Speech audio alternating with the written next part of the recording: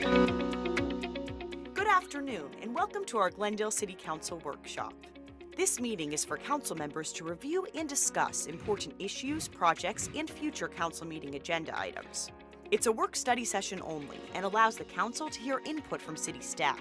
No action will be taken at this workshop, and there will not be an opportunity for public comment.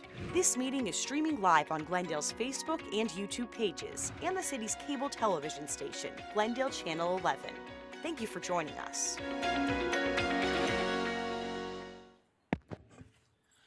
Well, good afternoon. Welcome to Glendale City Workshop session of August 9, 2022. This meeting is called to order. We're not going to conduct a roll call because everybody is present. So with that said, we're going to get into item number one right off.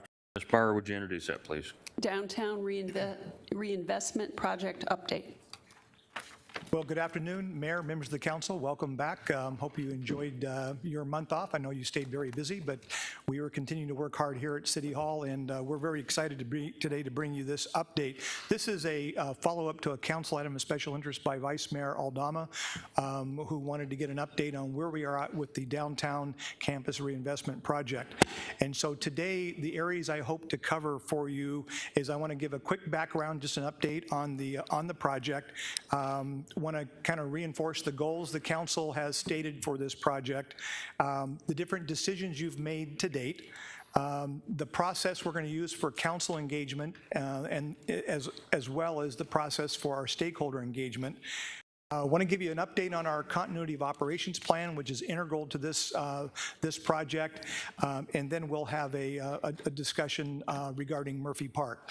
At the end of this presentation, we'll leave plenty of time for questions.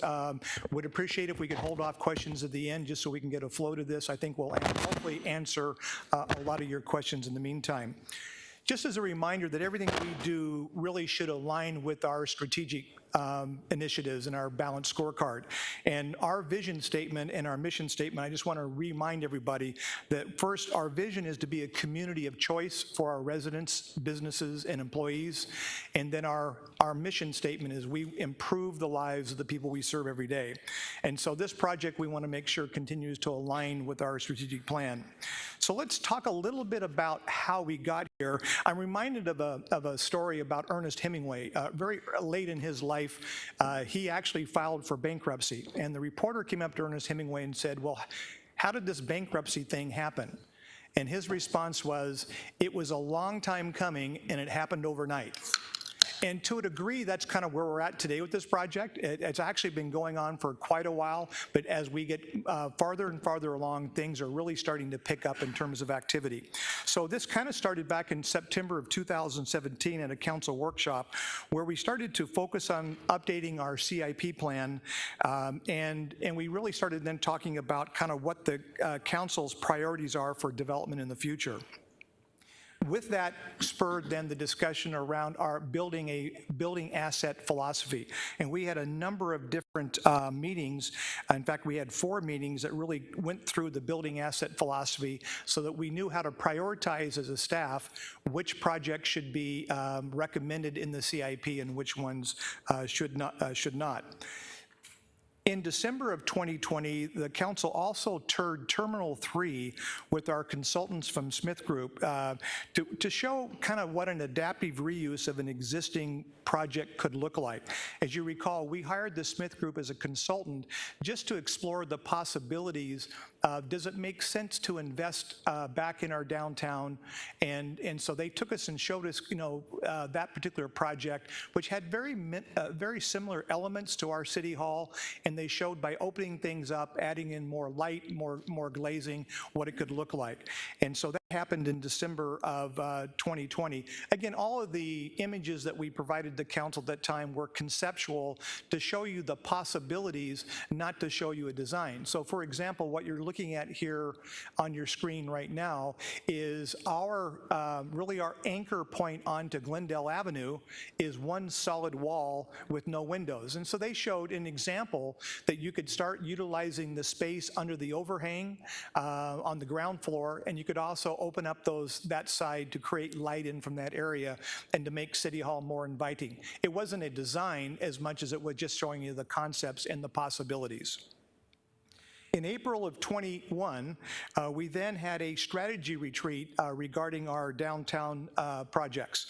And in here, the council provided consensus to adopt what we now kind of refer to internally as our pivot strategy, which is essentially moving away from a couple large programmed events a year to getting into a rhythm of producing 2 to 3 to 4 events a week every week of the year. And so we called that the pivot strategy, and that happened in April of '21. On December 21st of last year and then on January 22nd of this year, we held 2 workshops with the council regarding the downtown campus reinvestment plan. And this included how we would fund a particular project. We know that the council has not wanted to issue new, go to the voters to ask for additional debt to be issued, so we wanted to be able to show you a potential path forward. We went through those 2 workshops, and at the conclusion of the workshop in January, the council was comfortable enough with the framework of a financing plan that they said, staff, you can now proceed into really creating a project. Immediately, then we started the procurement process. To get really a project moving forward, we had to bring our design team on board, and we had to bring a contractor, or what we call our construction manager at risk, on board. So in February, we began writing the RFQs, and we issued the RFQs, went through several months of getting different people applying for the contract. We interviewed. At the end of the day, we selected through a process Oakland Construction as our CMAR and Holly Street as our street design studio as our architect on record. And so that happened. And then in June 28th, which is just about 7 weeks ago, the council approved those contracts, and that kind of got the ball really officially going forward. Yesterday, we had our first orientation meeting with the project team, which included the key elements of the leadership team from Glendale, and included the actual project leads for Holly Street and for Oakland Construction. And so that was just the first of what will be a tremendous amount of engagement, but it was really kind of an introduction of all the key players. So the council has provided staff, with several goals and objectives for the project. And there are certainly more than these, but some of the ones that we heard from the council is, first of all, we want to redevelop our council in a way that reflects our community. And so we want to be sensitive to the community where it's going in, and it should be really something that integrates well with our downtown. We also have been told to build for the future. So often in government, you build a project based on what you need today, and then, of course, government grows, programs get added on, and all of a sudden you're back to needing more space. So one of our project goals was to accommodate our existing programs, but to provide an amount of space for the future, so that as future leadership teams step in and take direction for the city, that they will already have some opportunities and not have to immediately be looking for additional space. We also heard that we wanted to invest into the amphitheater so that we could really make it a destination venue where we could really increase significantly the number of events that will be happening downtown. Again, this is part of the pivot strategy that the council adopted, but we were given consensus to work on an expanded amphitheater to make it more production friendly, make it where it's more of a flip the switch and you can do events, versus now, which requires a tremendous amount of setup and logistics to make an event happen. We also wanted to have a one-stop shop for the public. We wanted to make sure that when citizens need to interact with City Hall, that it was easy, it was logical where to go to, and that all the services could be located in one place. And so that has been one of the goals we've given to the design team, is to make sure that we accommodate a one-stop shop for our citizens that we serve. We also wanted to create a state-of-the-art work environment. As all of us know here, is that the retention of employees is a challenge, not just for the city of Glendale, but really for every organization. It's recruitment and retention to get the best people. And our current work environment is, quite frankly, when people are looking at other employment opportunities, our place where we give our sense of place that we provide for them is lacking. We have an old style. We have very little light that really transcends into the workspace. We have a lot of fixed offices that are located along the limited windows that we have, and it's just not a great environment. It's not an environment that creates collaborative working as well. So we wanted to make sure that we created really a workplace environment that could continue to attract the next generation of public servants that will be coming to Glendale. And then finally, we wanted to make a statement to the private community that we're making a significant investment in downtown. And we're hoping that this will become a catalyst for private sector investment in our downtown area. You know, we have investment in downtown, but it's kind of here and there. We think there's a great opportunity for the private sector to revisit a business model in downtown, make significant improvements into the downtown area, and so we want to make sure that everything we do has an eye towards being a catalyst for downtown as well. Next, would like to really talk to you about the continuity of operations plan. This makes this project very challenging in that we're going to have to vacate this building for an extended period of time. However, you know, we still have to provide the services. And so the continuity of operations plan is really critical to making this pull off. The good news is right now is staff believes that we are ahead of schedule on that. And basically what we'll be doing is we have efforts underway currently to provide improvements into the airport, the adult center, the Civic Center campus, the sign building, Gripstick, and the Media Center. These 6 facilities or campuses will house all of what is currently taking place in downtown at the City Hall. And so we're currently in various degrees of design. The next slide will show you kind of where each of those projects are at from a design standpoint.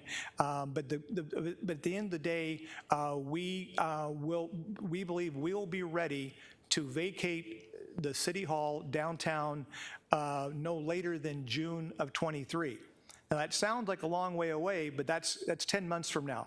So as you can imagine, there's still a tremendous amount of work that the staff is pouring into it. One of our goals with the continuity of operations was to design the workspaces and make the improvements so they would not be wasted, so that even after we move back into the revitalized downtown campus, that we then had space for growth, and it was of the quality that would reflect our brand and reflect downtown. So we're going to work very hard that the design elements, what we're designing into our building downtown, we'll try to pick as many of those design elements into the workplace at the various buildings that are there.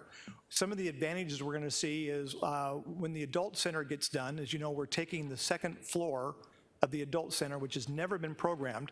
All it has is restrooms and concrete floors and exposed ceiling. When we're done with the project and we move back into here, it will be the new home for our Parks, Recreation, Special Events team. So we'll finally be able to put them into a central team. So again, everything we're doing is with an eye towards some level of making sure we protect the investment of the public into this, and so we're not going to, just kind of do it and get by for 2 years. The next, would really want to talk to you about kind of what our current schedule is in terms of where it's at, and here's where we can start really talking up a little bit about the council engagement. So if you can look at top here, we kind of broken down some of the major elements of this. Planning is obviously critical, and so we see multiple touch points for the council on the planning, which is on the front end side. And then as we get into the design, we're envisioning at least 3 major check-ins with the council to get consensus on the project. And then we see a couple on the construction side. Again, with stakeholder engagement, we want to reach out to the stakeholders early before any design work is being contemplated, and to and receive input from our stakeholders. Once we get into design, we want to be able to communicate some of the design elements and receive feedback there. And of course, in construction, we'll want to continue to communicate with the downtown regarding maybe impacts of construction and any kind of thoughts they may have on the overall project. So again, this kind of shows you we're getting ready to kick this off. Real shortly, the design team from Holly Street will be reaching out to set up individual or group meetings with the council to start capturing your vision and the things that are priorities for you. That is really their first step. They will then be starting to work on communicating meetings to the downtown stakeholder community and to the broader Glendale community. Just as a reminder, this is a city hall that serves 250,000 people. We're obviously going to get more interest from our downtown stakeholders, but we want to make sure everyone in the city has an opportunity to weigh in on the project. So we will be, they'll be working on that communication plan. Again, meeting yesterday with the team, they've got some great ideas in terms of how we're going to engage with all of our key stakeholders.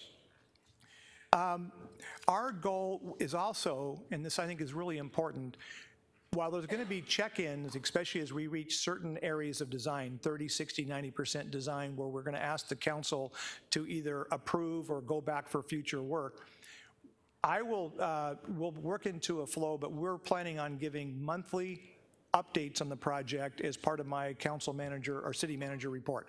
So so even though there may be some time between engagement with the actual design team, we'll be keeping the council fully up to speed on a monthly basis. We'll take all of this information, and Brent Stoddard is working with our public affairs team. We'll be creating our web portal, and then this will be really a repository of all of the information that we have out, and we'll continue to update and make it easy for the public to get the most current information on where we're at in the project. With this, I'd like to now kind of transition into Murphy Park. And I just want to remind you, we believe as a staff, we understand the importance of Murphy Park as an asset. We're very fortunate to have a city hall that has a great public space that's attached to it. And so it's recognized by the design team and our partners in this. And again, I think it's important just to reiterate, we understand all of our 70+ parks that we have are important to the community, but really as one of our oldest assets in terms of a park, we know we have to be very careful of what we do in updating the park. We also, however, recognize that the park is a little bit unique and really unlike almost any other park that we have in our system. And so I know there's been a lot of discussion about, we're going to pave it in asphalt or take out the trees. What's interesting about the Murphy Park, what we've asked it to become, and we're going to give you kind of a history here in a minute on the history of Murphy Park, but the reality of it is, we currently, if you exclude the library, if you look at the 131,000 square feet that makes up Murphy Park, currently 44% of the park is in hardscape and only 56% is in landscape area. So the reality of it is that ratio, there's not a single park in our system that has 44% of the park set aside for hardscapes. So I think there's been a recognition over the decades that while Murphy Park needs to be an oasis to attract people to come, to be a respite for getting out of the extreme weather during the summer months, we've also designed it and invested back into the park as a way to also do other kinds of events that we typically don't do at the majority of our parks.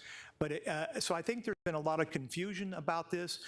I will say that as we get into design, we believe we can actually increase the amount of landscaped area over what we have today by being more strategic on how we arrange the hardscapes so that the park can continue to accommodate events and activities which we expect to happen literally every week, at the same time increasing the amount of space where people feel like they can come in and really enjoy more of the park-like atmosphere. So I want to kind of go through, there's been some issues that have been raised here recently regarding the park, and I just kind of want to address a couple of those. Actually, I'm getting ahead of here just a little bit. I want to close with the park is that we're projected about a $4 to $5 million investment is kind of what's in the current budget. That would represent the largest investment per square foot into a park in the city's history. It's actually a significant amount of money to go into a park of 131,000 square feet. And again, I think the goal of it is let's invest heavily, because it's been a while since we've invested into it, and really let's continue to make it a jewel that it is currently and that I think it can be into the future. So I want to go into quick history of the park. This has been somewhat good for me because I've not lived here for 113 years, but the park's been here for 113 years. It was donated to the city by W.J. Murphy in 1909. The original library was built in 1917. And then the second library, which is here in the picture, which is more of a Spanish-style facility, was actually, they tore down the original library and they built the Spanish style in 1938. And that stayed as our library downtown until 1971, where they tore down this structure and rebuilt what is now the Velma-Teague Library. And then the park was renovated in 1984, part of the downtown campus as they built the new city hall. And basically, when we get to 2024, it will have been almost 40 years since there's been any significant redevelopment or reinvestment into Murphy Park, other than the typical agronomy and repairs that we oftentimes will do. Now, there's been a number of people who have raised concern about the project. And I do want to kind of go through some of these kind of individually. Those include kind of a lack of communication, the notion that the city may pave over the park, issues around our irrigation and water, around the agronomy and health of our trees. And so I'd like to really quickly just kind of walk the council through each of those just to give you an update of what has been taking place. Not including today, we've had 8 public meetings that have discussed the downtown campus reinvestment project. All of our meetings, as you know, are done in public. They're also available to go back and to review at a different time. And so we've tried to have this project be front and center with the council regarding what our plans are. But we've had 8 meetings to date, not including here. Now, back in May, I was told by some people inside the chamber that there was a lot of confusion and questions about the project, and it was clear from hearing what people were saying that there was a lot of misinformation. So I pulled our team together, and working with the vice mayor, we spent quite a bit of time for several weeks, and we held a meeting on June 6th at the Civic Center, where it was kind of billed as an opportunity to update the downtown stakeholders with a real focus on updating the status of Murphy Park. And so the vice mayor was able to provide his comments. I then kind of walked through kind of a status of where we're at with the project. We had roughly 60 merchants in attendance, so it was actually an excellent turnout. We thought the meeting may go an hour, hour and a half. Meeting went 2 hours and 20 minutes. We took time for questions to be answered. We stayed until every question had been answered, and we tried to give them, kind of what the update. What we really told them is that the design hasn't started. We mentioned that we'd be coming back to the council on June 28th with the contracts for Holly Street Design Studio. So we wanted to go back and address the previous conceptual drawings, and that's what we referred to them as. These are conceptual to show the council what a project could look like. But that consultant isn't even on board. We have a new design team, and they haven't even started. So we want to make sure we reinforce that the design work hadn't been done. We also mentioned that within the design team, and you keep hearing me say the word design team, that's important because there's not an architectural firm generally that has the depth to do all elements of a big project. So when all of the finalists proposed to the city to be our architect, all of them brought with them not only their firm, but they had other firms that helped them with structural. They had some that helped designers on the civil side. They all had people who would help on the venue side. because designing a performance venue is different than just, say, constructing a retail store or an office building. And all of them had which was required in the RFP, was to address how we would go forward with the redesign and reinvestment back in Murphy Park. So we talked about that at this meeting, that that within the Holly Street group is that there is a award-winning architect that is part of the team, Caldwell Saylor, and in fact, the principal for Caldwell Saylor, Allison, is actually going to be the project lead for this. So we mentioned to them back on June 6th that, at that time, that one, we have somebody who is, all they do is design parks. And they design really great parks there. They were early on the design for the Scottsdale Civic project, which is wrapping up prior to the Super Bowl. They also just finished a huge project with the city of Mesa in downtown as a partnership with ASU and the city of Mesa, really reimagining their entire civic plaza. They've got a great resume, and that they'd be coming on board. And in the requirements of our RFQ, in our contract, is they will be required to put together a citizen stakeholder outreach plan that the city signs off on, because we made it very clear we wanted to have engagement with the community on the design before anything was designed. So we took a lot of effort at this meeting to try to explain that. I perhaps maybe failed in my ability to communicate, because clearly not soon after that, the same misinformation seemed to be circulating around. So I think that's why today's meeting, again, is valuable. As a council, I have a special interest for the vice mayor, because what I'm doing today is only restating what we communicated to our downtown group. We want ownership of this park. We want it to be special. We want input from our downtown. And I think when they get a chance to meet the design team from Caldwell Saylor, they're going to be incredibly impressed with their vision and how they believe this park can integrate really well into the project. Next is about the plans to kind of pave over the city and the water irrigation and some issues on our agronomy. So I've asked Jim Burke, our Director of Parks, to kind of fill in the next few items. Thank you, Mr. Phelps. Good afternoon, Mayor and council members. It's a pleasure to be here this afternoon and talk to you about Murphy Park. What a great opportunity. So the question about paving the park, we are not paving the park. There were some drawings that were shown. Yes, there were conceptual drawings. As Mr. Phelps mentioned, in 1984, there was renovations that were done, and about 44% of the park is hardscape today. But we haven't started this design yet. The team is here, the team is put together. We're just beginning the process, and the stage is being laid for that process, and we're specifically looking at how we're going to do the community engagement. So there is no design yet that shows the park being paved.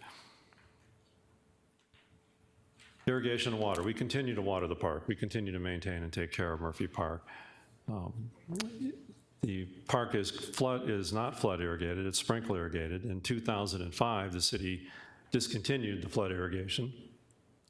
Excuse me, I wasn't here at the time. Mr. Phelps wasn't here. We don't know the exact reasons, but I'm sure there were several that come to mind.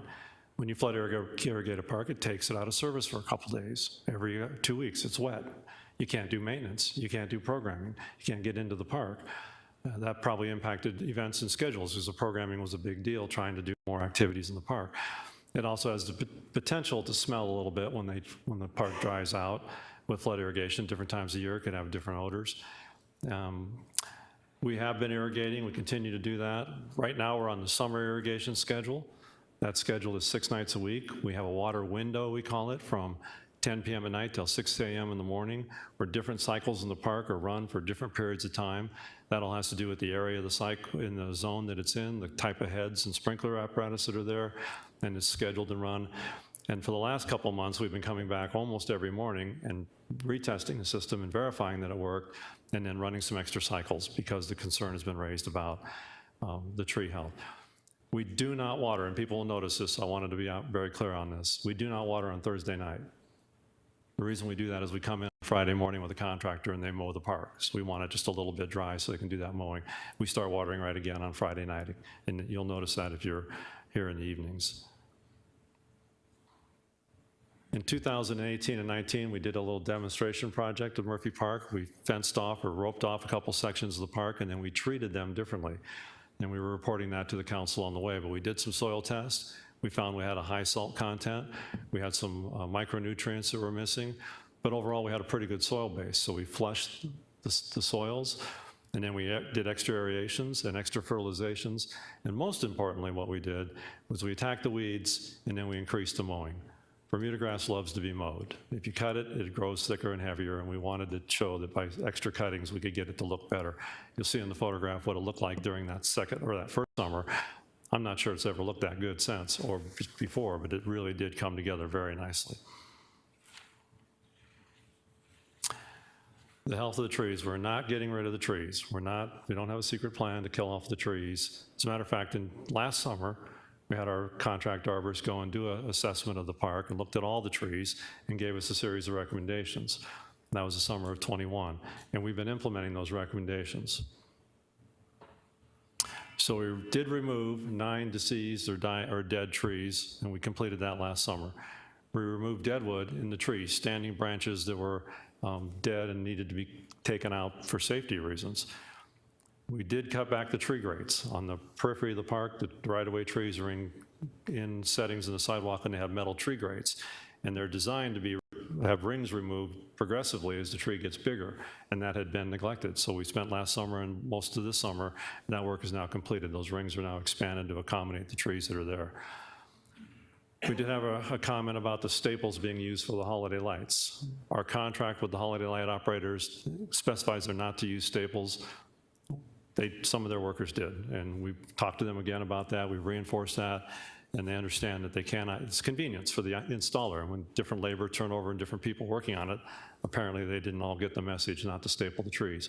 But over time, the repeated stapling opens up wounds in the bark and allows the tree to potentially be infected. The grass removal at the base of the trees is recommended. That is done periodically, and we have also been working with the mowing contractor, and it's specified in our contract. They're not supposed to weed eat right up against the tree because the weed eater will eat the bark of the tree and over time cause a problem.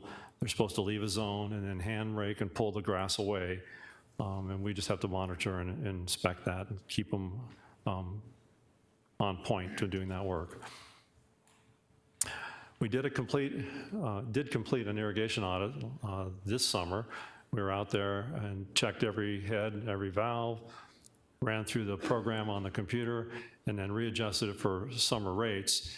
And we're pretty satisfied that it's irrigating and operating at a high level right now. I will mention at this point, there was a question about the grant we had, the CDBG grant to do the irrigation, renovate the irrigation in the park. We did apply for that. We were granted. The council had awarded that a couple years ago. As we came up to last year, excuse me, we knew the project was coming, and we knew we were going to be looking at a complete redesign. We didn't know what yet. So we made the decision to turn that money back and not do that project because we didn't feel like we should spend money, install things in the ground, and have them possibly be changed. We didn't know if we'd tear it all out or part of it out or any percentage of it. So we felt like it was the best choice to not do that project, and that was brought to the council, I believe, in December of last year. Also, for the health of the trees, we've been doing deep root fertilization. We did it last summer in July, and we just completed it again this summer. That does a couple things. It gets fertilizer down into the root zone where the tree roots are, which instead of competing with the grass root zone and fertilization, but it also adds a little aeration and opens up the ground in the park to get some air and oxygen and more water into the root zone. We have also done additional treatments of aeration and fertilization of the turf. And that top dressing of the turf with a fertilizer also benefits the trees and the tree roots indirectly. But those combination of things have been going on, so we're not neglecting or addressing the trees. And finally, the tree canopy was recommended to be enhanced. Well, clearly we decided not to do that. We wanted this project that's being kicked off to come in, have its public process, have the council direct what happens, and then we'll decide what we're going to be doing about amending or growing or improving the tree canopy. Because we don't want to plant things that we might then be taking out. So we held off on that. We've had the arborists back out as recently as July 19th this summer. They noted some additional tree work needed to be done. The bottle tree against the library has failed and is now dead and be removed. and there's one ash tree that needs to be removed. It is split at the main branches of the tree. It's not a very big tree, but it needs to come out. We'd like to schedule that work for later this month. In addition, there's one pine tree that has shown some issues. It's had some dead branches clipped out of it last year. There's some additional deadwood showing this year, and we just need to continue to monitor that, as well as all the ficus trees. I think it's been mentioned that there is some disease in the ficus trees, and it's causing them to have to be limbed up and constantly pruned. We're pretty confident that we're going to lose them all eventually, but we've been trying to monitor them and keep them as long as we can. So the point of all this is just to emphasize that we've had a lot of resources, a lot of staff time and consultant time monitoring the park, the resources in the park, and the trees in the park, and we feel like we're doing a good job of taking care of them. You go out there today, that park was mowed on Friday. It already looks like it needs a haircut. It's really growing. Now, we had some rain, and that's good for nitrogen addition to the soil. We did aerate and fertilize last month, but it's responding really well, and it's starting to look really good again. Mr. Phelps. Thank you, Jim. So again, just want to reiterate, we know the importance of Murphy Park. We think it's integral to really having a successful downtown campus. We think it really helps frame all the work that's going to be done, and we're excited about how we can approach the reinvestment in Murphy Park as part of the overall project. We're really excited, as I mentioned earlier, about Allison. Allison Caldwell is the principal for Caldwell and Saylor, and they're a great firm. You're going to get a chance to meet Allison because she'll be part of the outreach to you early on before we even go into the design. She's going to be meeting with you on the planning side, get your vision, capture your thoughts in terms of really starting off in the right direction. I would like to, when all the teams responded to a number of questions, I want to kind of end the discussion regarding Murphy Park on an item that was taken directly out of the response by the Holly Street studio team in their RFP response. And it said, quote, "All great cities integrate civic space with the natural environment. A lush, illuminated, welcoming landscape complete with clear arrival points, wayfinding, benches, fountains, interactive amenities, and circulation will now greet visitors and residents of Glendale as a unique destination." That was their vision for the work they want to put forth on Murphy Park. And so again, we're just kicking off this effort, but hopefully that update on Murphy Park was of value. So then in closing, I just want to talk about next steps.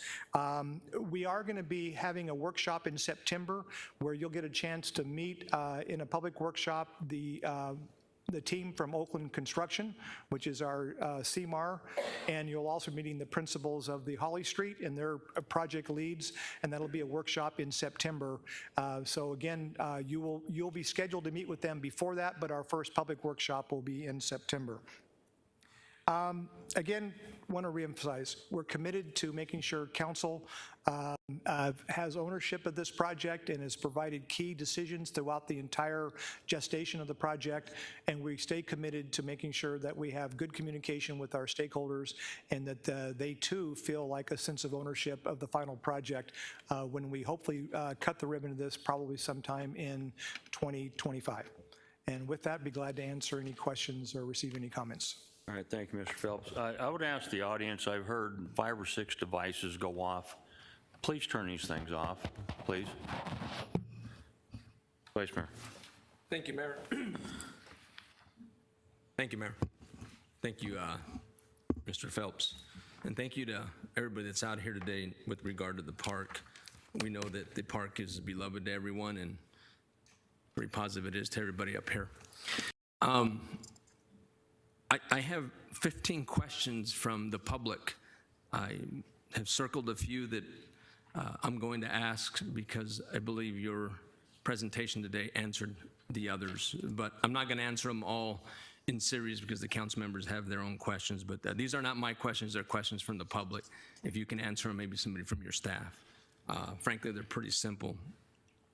Can you explain why there are no restrooms, or are there restrooms in the design for Murphy Park to remodel or refurbish, renovate restrooms in Murphy Park? Thank you, Mayor, Vice Mayor. As we said, there's been no design work, so restrooms haven't been included or excluded as part of the project. We'll certainly weigh heavily with your input because the way we're currently managing the restrooms downtown, we're at council direction, so we want to make sure that we understand what your goal is, and if the goal is to provide public restrooms downtown, we can work that into the project. Okay, thank you. Another question is there a marketing plan in place to mitigate, or will there be one to mitigate the construction process, to mitigate traffic and lack of traffic thereof for businesses? Mayor, Vice Mayor, as you know, we just brought on board Daniel Civilian as our new downtown manager. In my kickoff meeting with him just a few days ago, we discussed this very element, so he'll be working with the econ development team to come up in advance with a marketing strategy to how, when we do eventually move out of City Hall, how can we minimize the impact to our downtown merchants. And so he'll be in charge of driving that strategy, and that'll be one of the things as we get more kind of teeth around that we'll update the council on in future updates. Thank you. Is the city, yourself within the planning process, committed and dedicated to preserving the historical character of Murphy Park throughout the plans? Again, what I would say is I'm committed to supporting the design team that the council has set aside and approved, and hopefully that'll be what you want to do in Murphy Park will align closely with what the citizens want to do in Murphy Park. Again, this is really important that the park is a people's venue, and we will clearly lean into it 100% when we come up with the final design. I'll ask one more, and then I'll yield to the council. The irrigation system right now, today as it exists, is no longer flood irrigation. There's sprinkler irrigation for the turf. Are the trees being watered separately through a drip irrigation system, or are they dependent on the sprinkler irrigation and moisture received from the turf? Mayor and Vice Mayor, members of the council, yes, it's the latter. They're getting irrigated by the sprinkler system that's watering the turf. So there is no dedicated drip irrigation system to the trees currently as we speak? That's correct. Thank you. So one of the last questions, I thought that was the last, but it segued to another one. In the design, is our staff, is there an assumption that there will be a separate system for whatever trees are there? Not indicating that all of them are gone, but is there part of the design? Mayor, Vice Mayor, members of the council, we have not made that decision yet. That is a conversation I'm certain we'll have with the design team and their landscape architect. Okay. It's not always done. It's sometimes done. We certainly see drip irrigation in anything that's mulch or decomposed granite or an alternate planting material, but sometimes in the turf area, it is and isn't. We have not decided that. Thank you. I appreciate it, and I will. Yeah, and if I could just follow up, I think one of the exciting parts about getting a chance to reinvest in the park is once the kind of above ground plan has been determined, we can now come in and reinvest in the infrastructure that's actually designed to support that. One of the, Jim didn't mention this, but one of the challenges that the park staff has had is, unfortunately, we've had vandalism on some of our control boxes. And so when you're in the middle of a 110 to 115 degree heat wave, if you're not watering for a few days, it can affect the health of all of our vegetation, and sometimes we're not fully aware of that. One of the new technologies, as you're aware of, because you approved a pilot project several years ago, is we would envision the new system would have the types of warnings and alarms that can be managed and send notifications to the staff, so that immediately if we have a break in the line or if something has been vandalized, the newer programs can also adjust to current weather conditions and increase, decrease. I mean, the sophistication of irrigation systems has grown tremendously just in the last several years, and this project will give us an opportunity to really dial in the irrigation to give the plants and the trees the best opportunity for growth. Thank you. Yeah, let's go to Councilmember Tomachop next. Thank you, Mayor. Thank you for making the public presentation.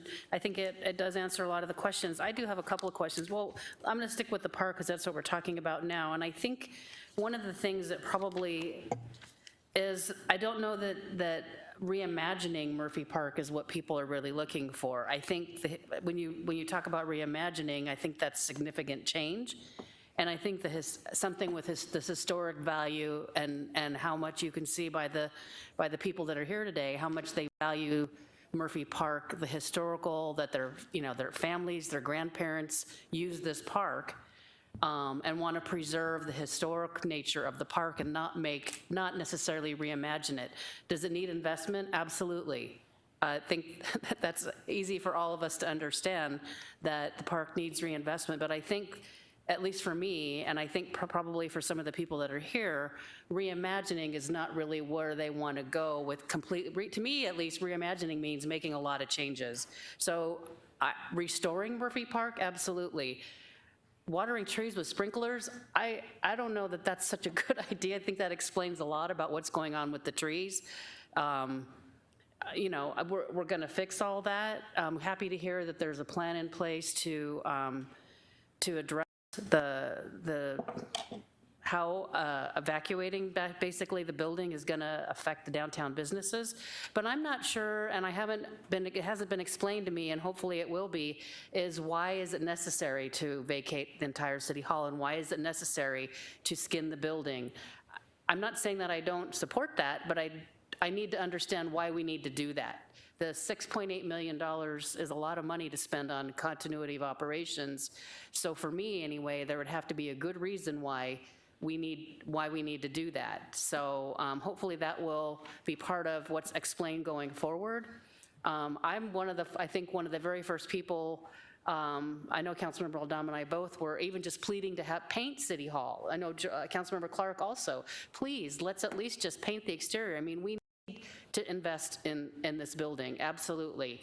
But, we need to also be prudent with the amount of money that we're spending. And if there's a good reason to skin the building and move everybody out of here for quite some time, I would support that, but I'm going to need to understand why we're doing that. Thank you. Councilmember Turner. Thank you, Mayor.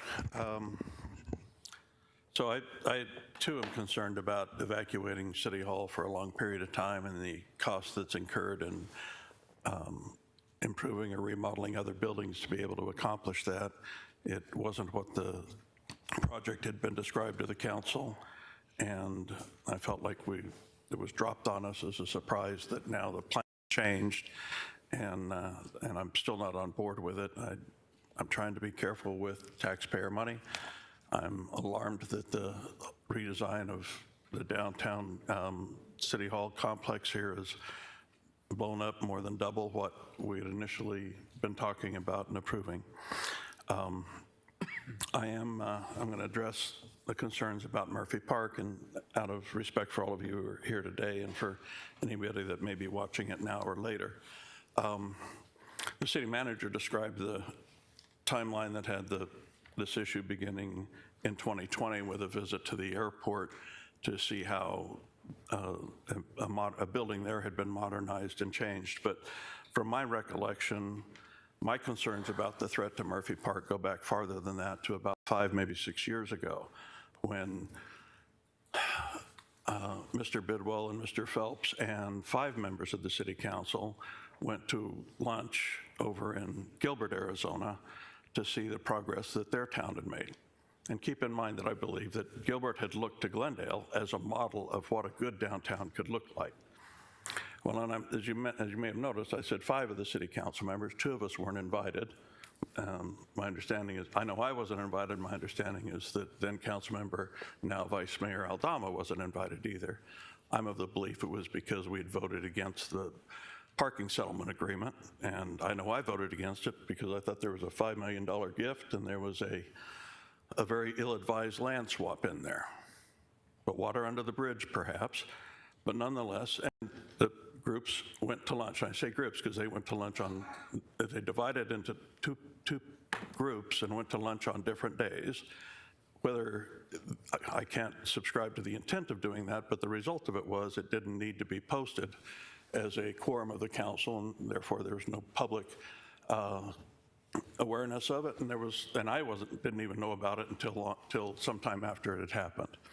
When I asked the city manager about it, and he mentioned that one of the takeaways he had was the idea of closing the library and putting restaurants, 1 or 2 restaurants in Murphy Park.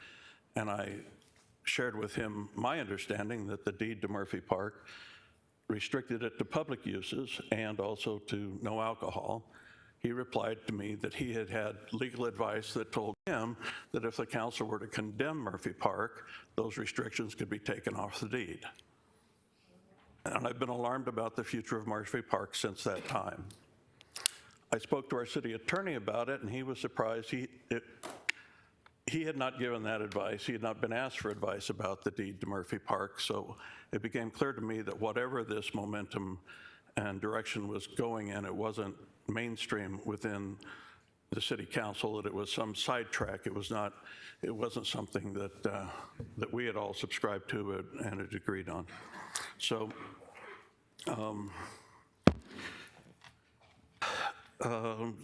then to bring it into more current concerns, earlier this year when we were presented a PowerPoint presentation, and the only examples of what were being proposed for the downtown campus were the modern concept, and whenever council asked questions about that design concept, it was defended.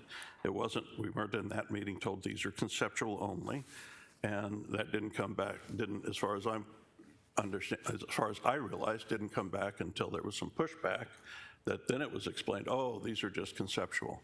Well, if you're doing conceptual presentations, you should include several concepts. This is where the problem starts. If you come out with just one concept, one theme idea, in a PowerPoint presentation to the council, it's pretty well, it's not to anybody's blame that they believe that the cake is baked, and that's the direction we're going in.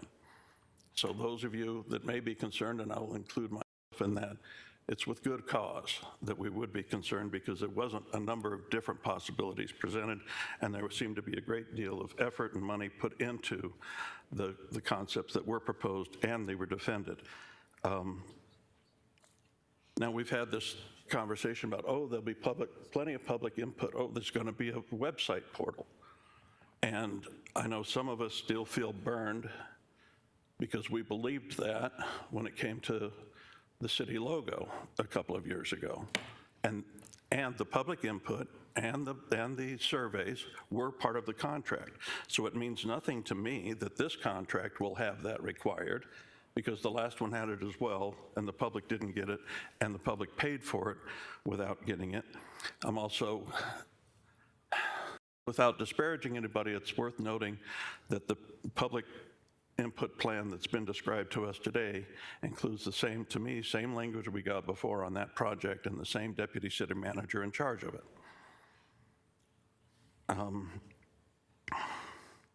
The council did approve irrigation improvements to Murphy Park using CDBG money. We voted on it. And if staff isn't going to do that, then the council needs to be told about it. We approved it, we voted on it. You don't just go change things that the council's voted on without bringing it back to us. And there's confusion in the word irrigation. I know staff tends to use it to include all kinds of applying water to anything, but for the general public, irrigation refers to flood irrigation, and sprinklers and drip irrigation are a different beast. As well they should be, because sprinklers and drip irrigation do not anyway support tall trees with deep root systems.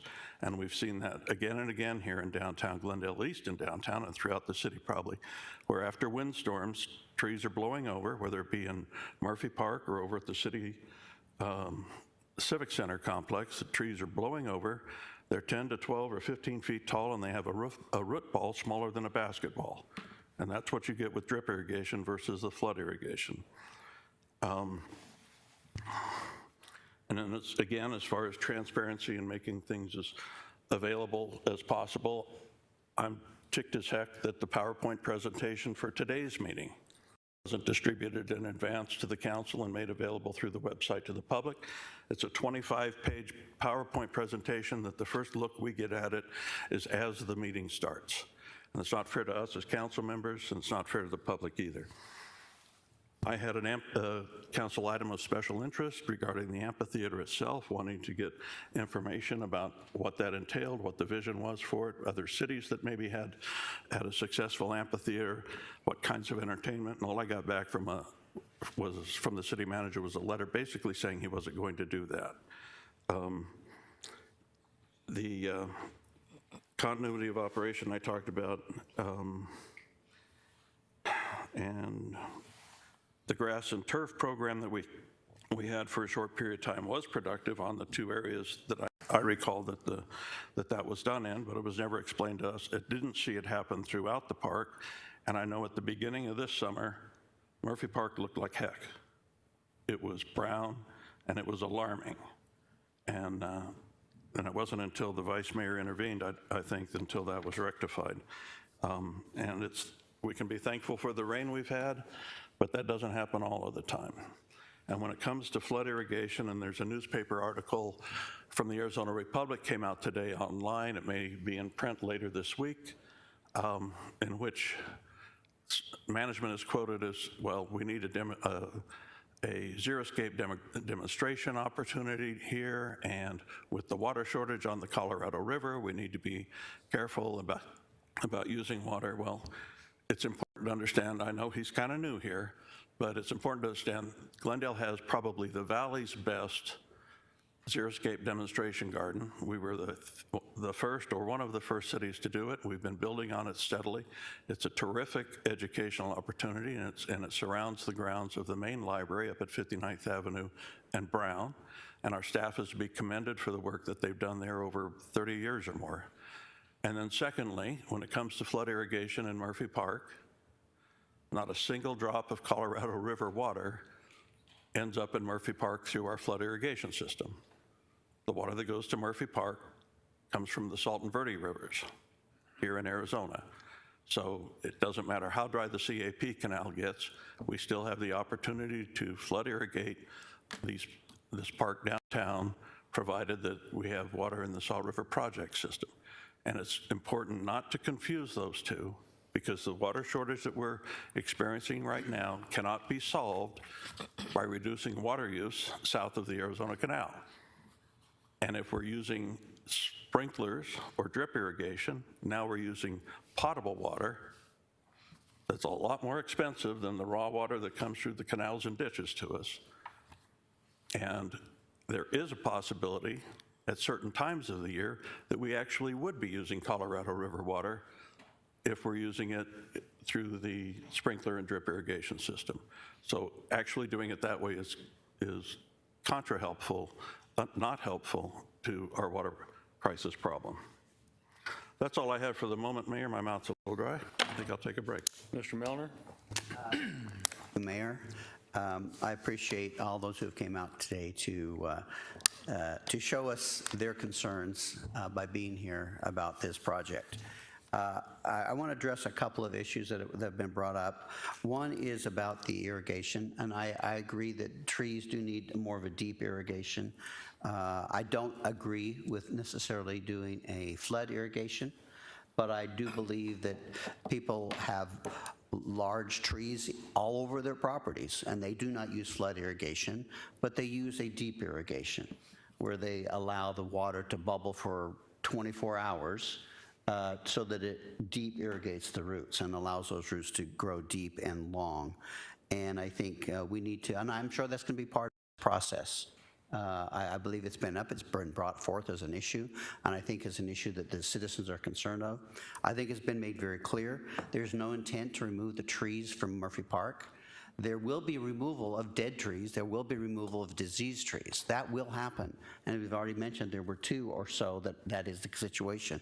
So we can't say that it's not going to happen, but I don't see us removing the trees from Murphy Park.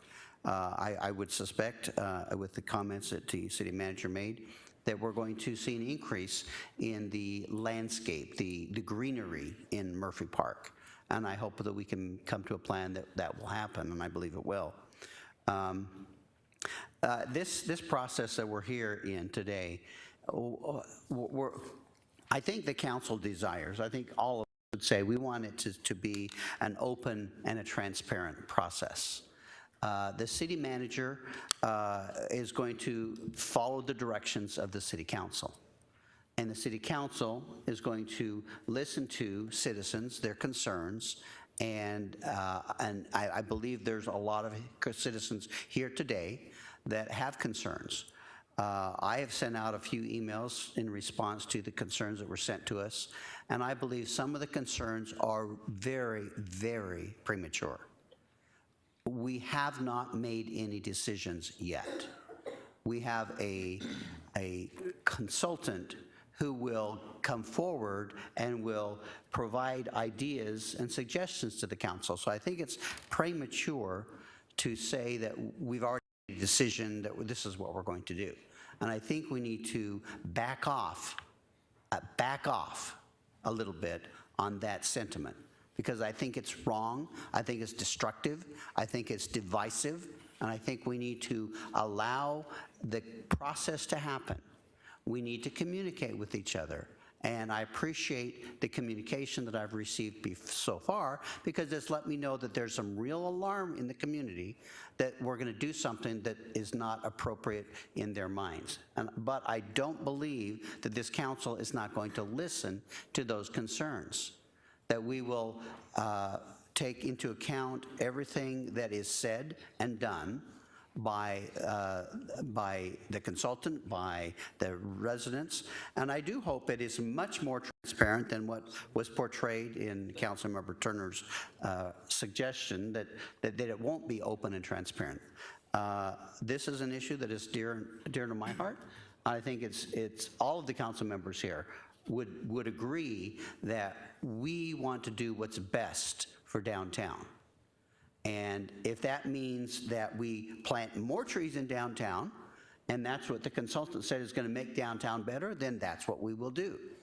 I don't see us taking away any greenery in downtown. And I think that's been stated more than once here today, and I think that's the direction we're going to go. And I just wanted to state this because it is a hot issue for many individuals. They are afraid that this council will do something that is detrimental to their downtown environment. And I'm here to say that I don't see that happening. I see us paying attention to what is stated, what is brought forward, and the participation, I believe, will be very high for downtown merchants and residents to come in and let council know. Sometimes what happens on council is we put out some ideas, we discuss it in council meeting, and nobody says anything. Nobody comes forward, nobody addresses the issue. And then we go forward and we make decisions and we move forward with the process. And then when we're all done, all of a sudden somebody's upset about it. It's like, I don't want to see that happen here. I want to see us move forward together as a process, as a group of council members, as citizens, as businesses, and as staff. And I think that will happen by following this process. I believe the process laid out does that. And I will make sure, personally, that we are following that process to ensure that we come up with a plan that's beneficial for all. Thank you, Mayor.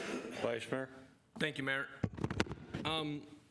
I'm going to say some things that are really direct. I'm going to mention one thing because it upsets me, and it was said in a public document that came from this building and from a device belonging to you, the people, this building, this city. And I'll use the name, and I hate to do that, but it was said, and so I want to make sure we clarify it. It disappoints me that a standing council member will ask you, our citizens of Glendale, and those business owners in downtown Glendale to resist the city of Glendale's plan to remodel or renovate a park. Absolutely disappoints me, infuriates me that a standing council member would do that, because we shouldn't be asking you to do that. Rather, you be engaged and come to your council and come to your city manager and come to your representative, myself. That didn't happen. Rather, you were called to resist. Resist what? I was so confused. It actually saddened me that I am so proud to serve the entire city of Glendale, our downtown Glendale, the residents of the Ocotillo district, but it saddened me that a group of individuals resisted, created a plan, and frankly left me out of it. Your greatest advocate, my family has over 100 years in this community. I said to some of you in the green shirts, I will chain myself to the gosh darn tree if I have to. But let us go through a process. We have a great opportunity right now, $4.5 million to renovate a park. You asked me, bring resources to the Ocotillo district. Do what you can to bring funding. We've done that. We, me, you. We've done that. Now we have $4.5 million to spend on a park that means so much to me and to you and to us. I'm not asking you to resist. I'm asking you to give us an opportunity to involve you. I want you part of the process. Today I asked several questions. I'm not done with the question that you asked me to ask on your behalf. It's clear that you will be part of that process. And anytime you feel you're not part of that process, please call me, text me, email me, come see me in person, and ask me what you want me to do to represent you. I'm going to do that. I want to protect Murphy Park. Councilmember Tomachoff and I talked, and we came up with a slogan. We want to restore Murphy Park. We want it to be what you've always known it to be. But we too have to modernize our park. We have to make it a destination. And I don't think anybody in the green shirts or anybody in Glendale doesn't want that. I've not heard that from anybody. From anyone I've spoken to hundreds of people in Glendale and downtown in my district. Nobody has said, do not spend the 4.5. No one has said anything other than all I've heard is that they're going to bulldoze the park. No one's going to bulldoze the park. Our sidewalks don't meet ADA standards. We need to do something about that. If there's a bench in the grass, you need to have access to it for a handicapped individual. I'm asking you, my constituents and those in downtown Glendale, to allow me to represent you like I always have. I won't ask you to resist. If there's facts that I feel are not correct and I need your help to advocate against that, I'll ask you to help me to advocate, but I won't ask you to resist and to get angry for something. It is not in writing. There is nothing in writing that says we're going to bulldoze the park. I want to build Murphy Park for many years to come. Many of you that I'm looking at here now have a longer history than me and my family, and I want to help you restore and keep downtown Glendale what it is, and I want to keep the park the way it is, some aspects of it, but I also want us to move into the future. I don't want to stay in the past. I value the past. It's what brought us here today, but we have to move forward and we have to better downtown for the betterment of those who use it, the visitors, business owners, and the citizens. But it does disappoint me that you're being asked to resist something that didn't exist. It upsets me. And the council member and I have a good relationship. I would have normally gone to him on that. But on this one, I didn't. I wanted to make sure it was done in public. Now, many of you may disagree with me, but you shouldn't have been asked to resist something that didn't exist. I believe it's false. You heard today how you're going to be involved. You heard today how we are going to be involved, the council. There are some trees that there's a report that suggests that the trees are diseased. Well, we're going to find out which trees those are, and I'm going to get you that information. But I don't have any information that suggests that every single tree in Murphy Park will be removed, and that was part of the resistance ask. We're not going to let those trees be gone, but nobody's asking for the trees to be gone. please contact me. I want to keep Murphy Park what it is, but there are some things that need to be done. One of them is the irrigation system. It has to be fixed. This is the opportunity to do that. But I'm asking you to allow us a process, and I want you to be part of that process, and I'll always make sure that you're involved and engaged in that process. And if you feel like you're not, please let me know. I will ask every single question that you bring to me. I'm asking you to join me. I'm asking you to join us. Through your input, let's get Murphy Park where it needs to be for another 100 years. The last time it was renovated was in 1984. It deserves it, and you deserve to see your park last much, much more years, many, many more years. Thank you, Mayor. Ms. Clerk? Thank you. Is my mic on? It is. Okay. You can raise it up a little bit.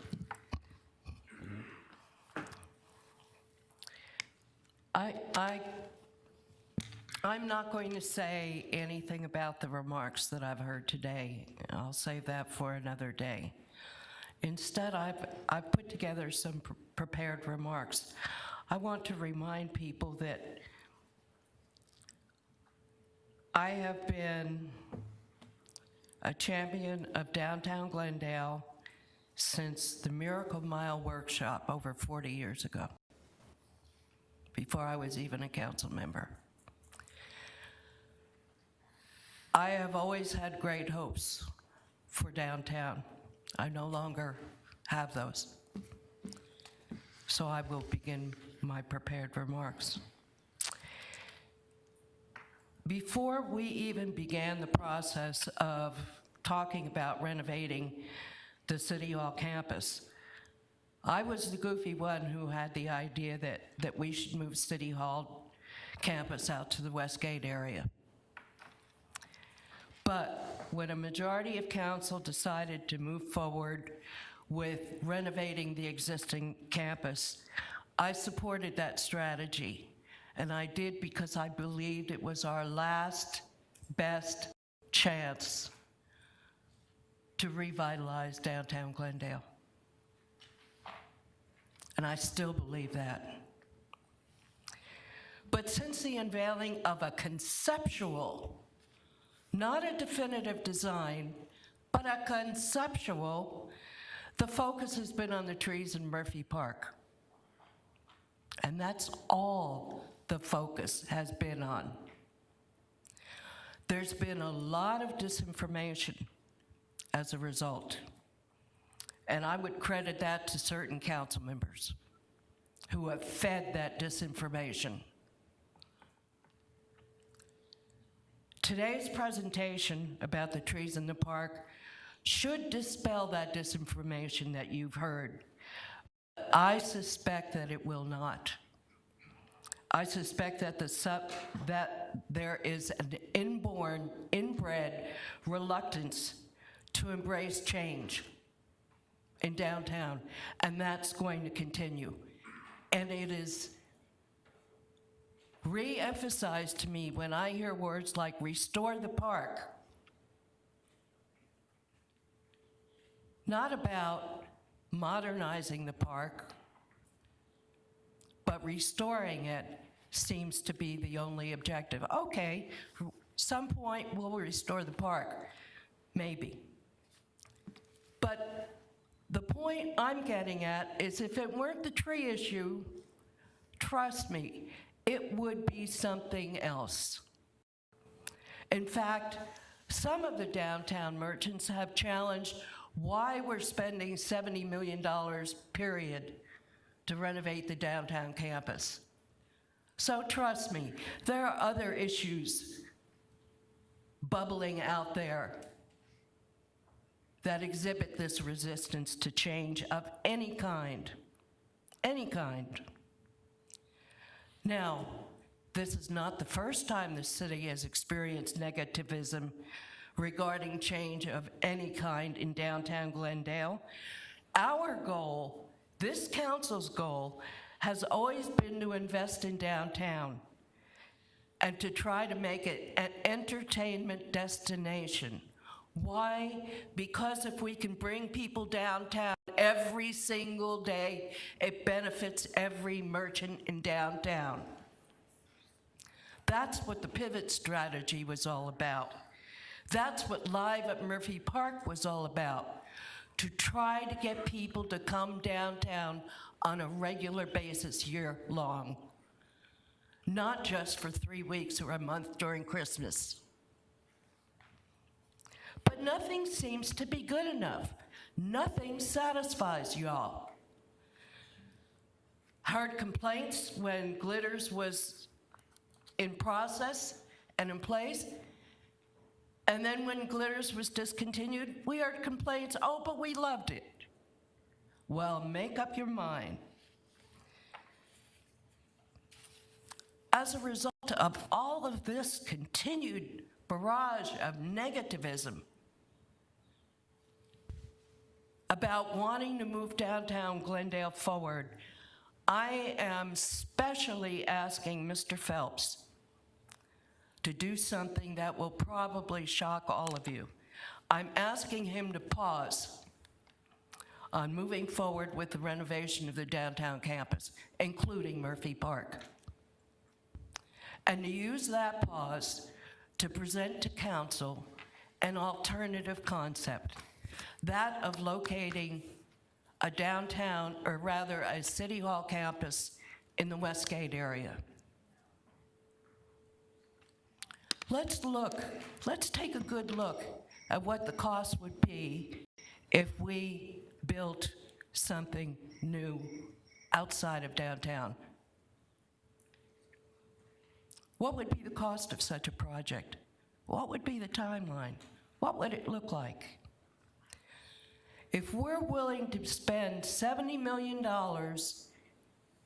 which is what we project for this downtown renovation campus project, then we need to be doubly sure, absolutely convinced, that it is the right way to spend taxpayer money.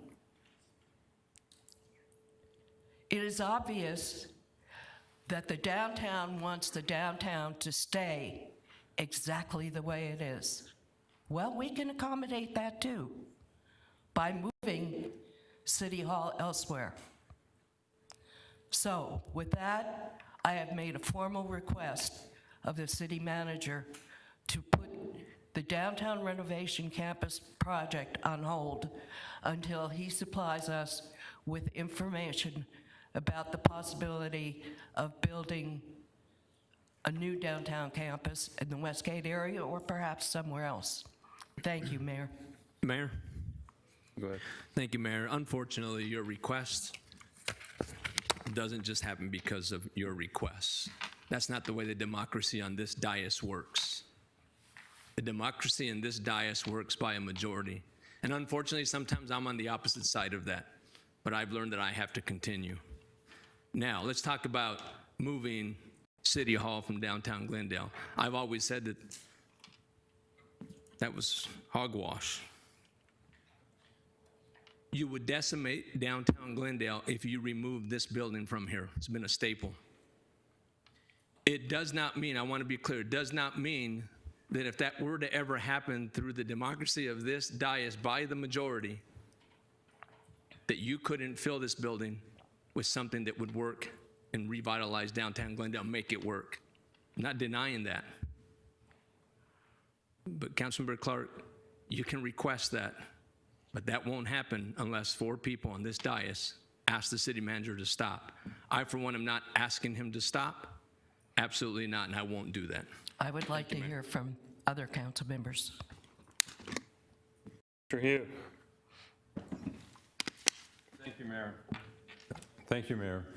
I appreciate all the comments today. I think Vice Mayor, those were great comments on the resistance.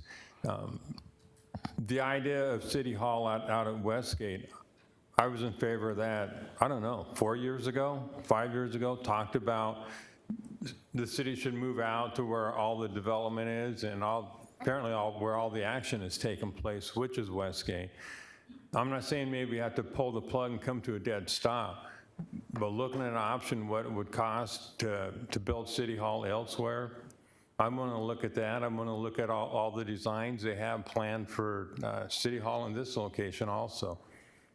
But maybe give us a choice and give the public a choice too, what they like. Thank you. Anyone else wish to speak? Councilmember You know, Tomczak. I'm always willing to throw myself under the bus. I think that, you know, we should have all the information. And I would say that if we're going to do that, that we should also be presented with other ideas of how the city could make use of this existing building and take a look at that too.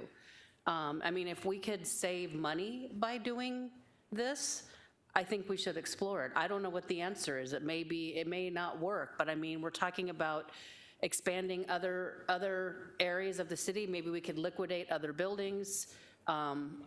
But I would want that, if we're going to move forward in that direction, I would at least want part of the conversation to be how could the city utilize and still have a presence in downtown in this building and it not necessarily be City Hall. But I'm open to listening to that. Thank you, Mayor. Anyone else? Mayor? Go ahead. I am not and never have been in favor of moving City Hall out of the downtown, whether it be to Westgate or to Arrowhead or to the Barrel District for that matter. City Hall belongs here in downtown. It's an important part of downtown. The employees, the employee base it brings to downtown helps support the merchants and all of that. I am in favor of right-sizing the City Hall project, and I think we're way over scale, in my opinion. And if we slow the process down and look harder at that, it really occurs to me that we've got the cart way before the horse. We've decided how big we're going to go before we've even talked to the public or had good conversations ourselves with what is it we think we should be doing here with our City Hall complex. And I think maybe a slowdown to get the horse back out in front, the horse being the residents that we serve, would be wise. Thank you. Mr. Milner. Thank you, Mayor. I agree with Councilmember Tomczak that additional information is always beneficial for a project.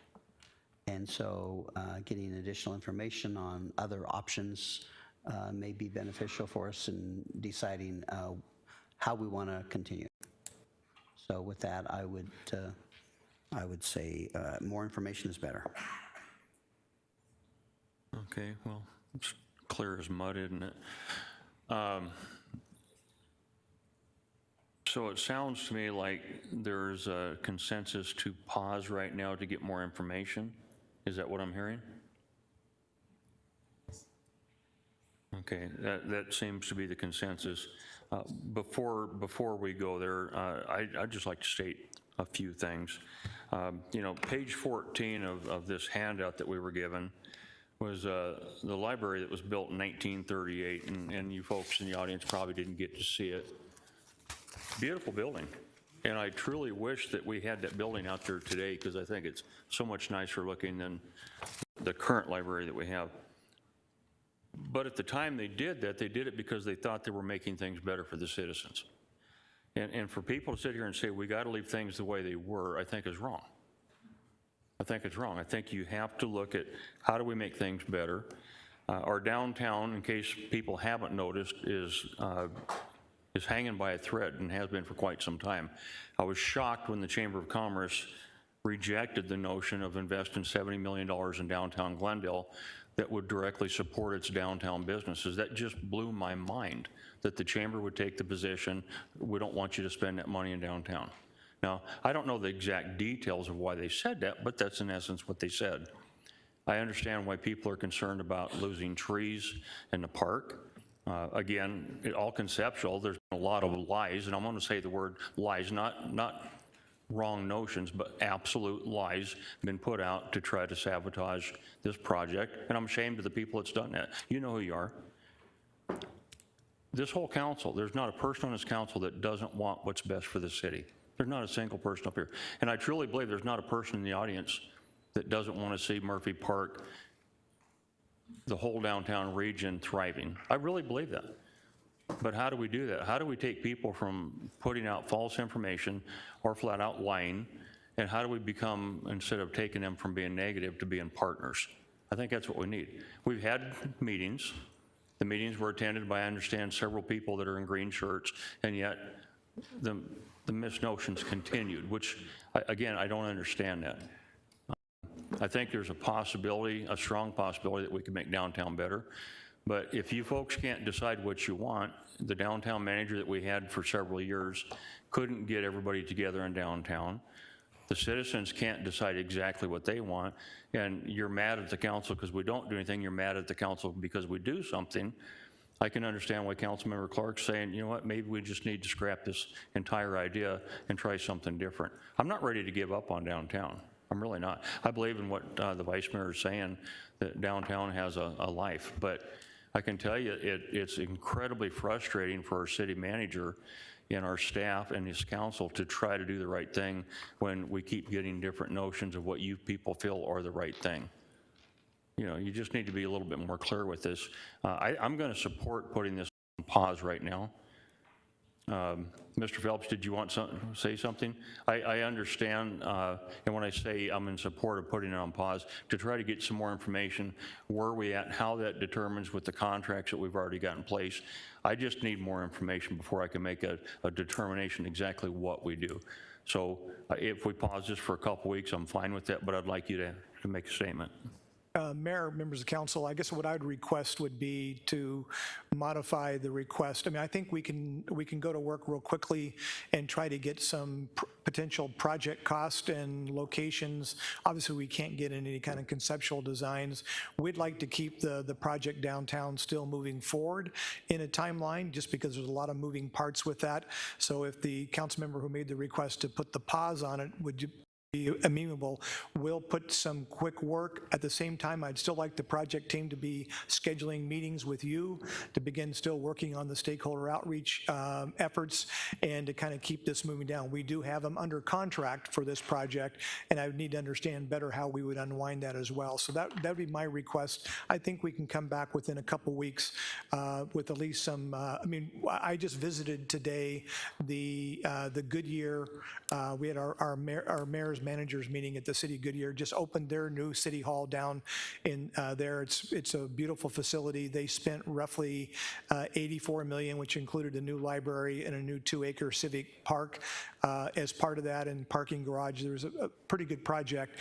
And so certainly, I mean, I think I can probably pull from them in terms of looking what's doing. Glendale is getting ready to have their ribbon cutting for their new city hall. Surprise, a couple years ago, built a new city hall as well. Gilbert just is completing their remodel of their city hall. So I think we can come together with some numbers and information, but if we can, I'd like to keep doing that in parallel with the work that's underway. Mayor? Mayor, if I could respond. Go ahead. Thank you, Mayor. So, Mr. Phelps, and I understand, that was one of the first things I thought of, is we do have a contract. We got a few contracts related to this project. But would it, with this, at least opening this up to possible other ideas, would it be possible to use the people we already have under contract to maybe scope some ideas of other uses for this building rather than a city hall? I'm going to be talking about the Veterans Court, Regional Court. I mean, we've got a lot of other things we're doing where we might be able to have some good uses and still have the city utilize and make good use out of this building for other purposes, and then maybe therefore liquidate maybe other assets where we could be, you know, moving people into here. So I don't know, that's not the scope of the contract, I understand that, but I don't know if there's a way we could take a look at that for if there was some way to make use of this building still as a city facility, which really wouldn't hurt downtown as long as there's a bunch of city employees working in here. It really wouldn't change very much. I would like to at least understand if that's a possibility. Mayor, thank you. I am amenable to moving forward with the existing contracts, but with the understanding that if there is something that is more cost-effective and makes more sense, that we have to be willing to pull the plug and move in that direction and consider, as Councilmember Tomachoff said, other uses for the existing campus. But yes, I am amenable to moving in a dual track for now. Hey, Mayor, I think we have marching orders. Maybe just in conclusion, I just wanted to go back to a comment, kind of what I see our team's role, and then reemphasizing what your role is. I get the notion of change is hard. My job is to actually reimagine, and your job is to decide how much, if any, of that reimagining you want to do. I think I was brought in. That was some of the concepts when we came here, to look at the possibilities. You know, we look at Westgate right now. We're, as good as Westgate is, the developer and our team are working to how we can reimagine even how Westgate can evolve. We've been talking with Macerich, which owns Arrowhead Town Center, about reimagining the potential of what that facility will look like. We're working obviously with the Via Resort. They're actually reimagining what a resort could even look like. I think reimaginings are a really important core element. But I agree that sometimes you can reimagine too much, and sometimes the unknown does make people nervous. I think it's my job and our team's job to show this city what the possibilities are, and it's your job to decide what, if any, of those possibilities we want to put into play. And so we'll continue to look at that. I'll look at that in the same vein. What are the possibilities for creating a new civic center somewhere within the Westgate area? We do have land in that area. But again, I think our job is to continue to provide options and opportunities, and then let you, with your collective wisdom and your input from the citizens, make the final determination as to whether everything, do we throw a coat of paint on it and call it good, to all the way to a full redevelopment. That, our job is to give you the possibilities. It's your job really to kind of frame what the next steps are. So we'll go to work on that. I'll try to see if I can't have at least some preliminary information perhaps in the next workshop in the end of August. Thank you. Thank you, Mayor. Just want to wrap up, and well, before I wrap up my questions, because I said I would, I don't disagree with the word reimagine. I think it's a great word. We have to constantly do that. And I'm not saying just specific to the park, to this building, to anything. We really have to do that in our private lives, and we have to do that with City Hall. We have to do it with the park. So reimagine is a good word. I agree with it. Just a couple questions, because I didn't ask them. I wanted to make sure I didn't take up too much time. Again, not my questions, but citizens' questions. The $70 million, the question is asked, why didn't it have to be approved by taxpayers? Could you answer that? I'm not sure I saw that question come through. Again, I think what we were trying to communicate to downtown is that through good financial stewardship of the city, and through existing resources that have been approved by the citizens, we could undertake a redevelopment of the downtown campus without issuing new voter-approved debt to go there.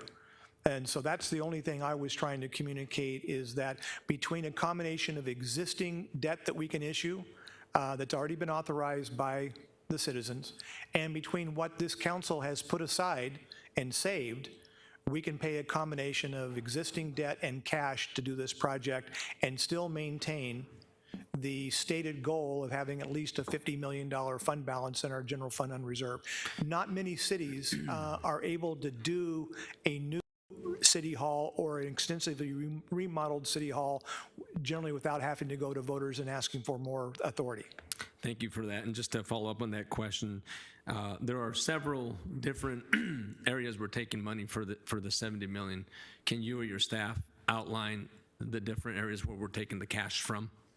There are a number of ways that we proposed back in January to finance this. For example, we're sitting on quite a bit of cultural arts facilities money that we can't use for roads, we can't use for other projects. It's really specified for cultural arts. We believe that could be money used appropriately for the redevelopment of the amphitheater. We have some existing park debt that we can do on parks, and so it's kind of breaking down some of those things where we have excess capacity and using that where it can only go towards an element of the project. That's two. Are there any others? Maybe Ms. I'm positive Rios. there's about 3 or 4, I believe.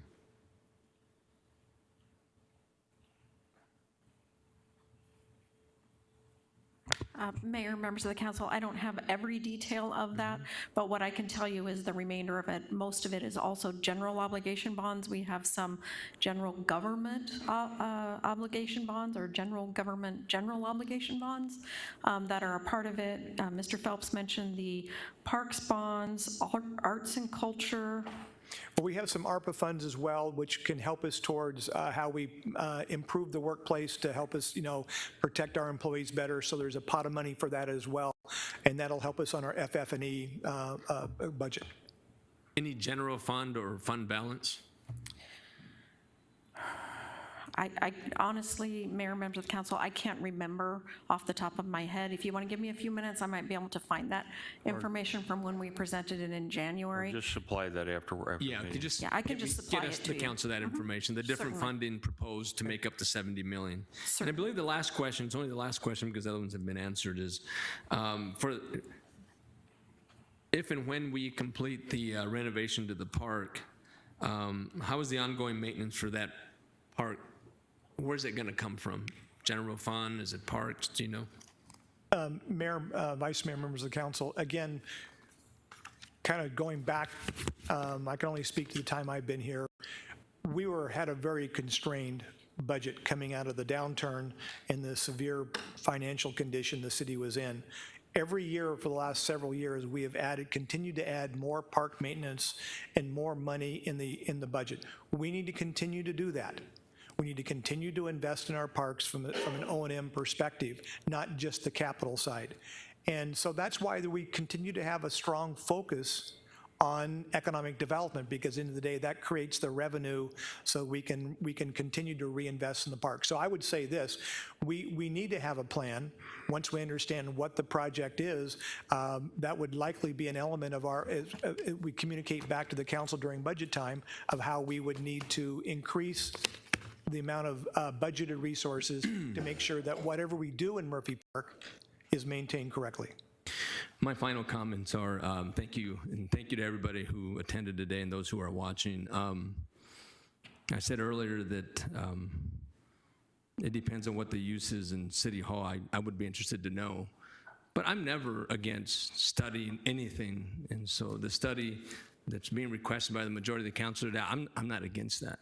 What I am against is, and Councilmember Clark's not here, should be able to watch the video. Her request, in my opinion only, my feelings are, it's retaliatory. It's retaliatory. Because somebody's upset, I'm gonna move your building. And that's the way I took that. And that's absolutely wrong. I think it's absolutely wrong. Now, if it was a request to just simply look at it, we should have done that before we approved the $70 million proposal to remodel something. We should have talked about that a long time ago, but it wasn't. And I disagree with it. But if the majority, like I said, the majority of council votes on something, I have to live with it. That's just the way it is, folks. It's a tough pill to swallow, but you have to do it. And so I look forward to looking at what comes up from the city manager. So those are my feelings.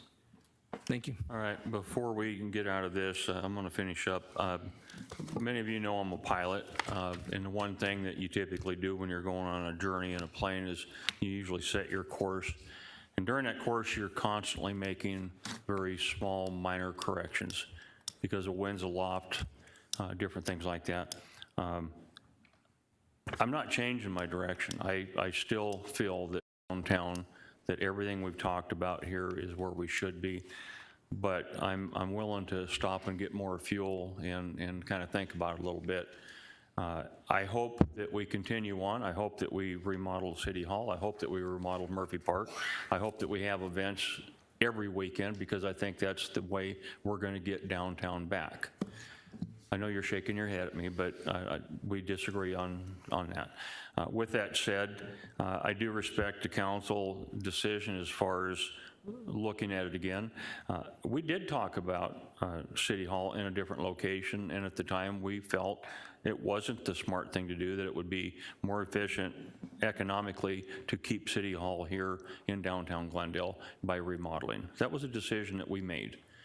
With that said, take a couple weeks to figure it out. I think it's irresponsible, and I guess I can take some of that responsibility, that we signed contracts just within the last 2 or 3 weeks, and then we're turning around saying, well, wait a minute, we may want to not do that.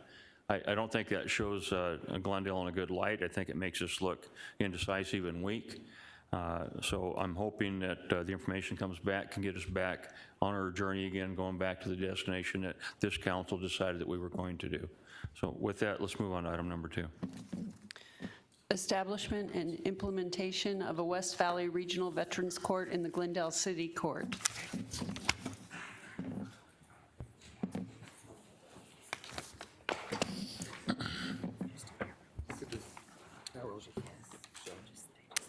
Got it. Good afternoon, Mayor, Council. Thank you for having me here this afternoon. I'm here to address a new proposal, and that is the West Valley Regional Veterans Court. Great, thank you.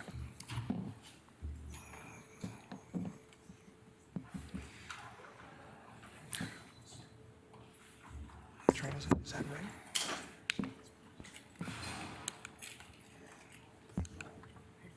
And here we go.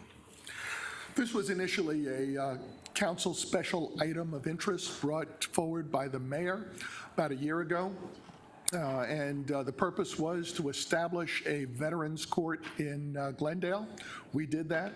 It's been operating successfully for well over a year, and we are ready to take the next step if that's the consensus of council. That next step would be to transition into a regional court, which would serve the entire West Valley. Judge, hold up just a second. Can you close that door, please? Officer?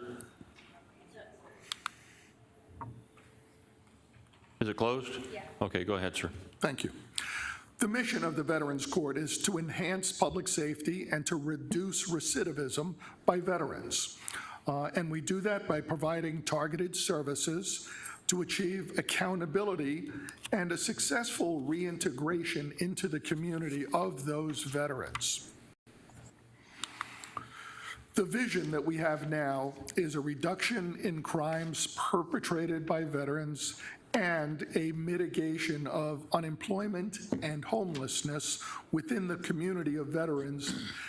And at this point, we're looking beyond the city of Glendale. We want to expand the expression community to include the entire West Valley.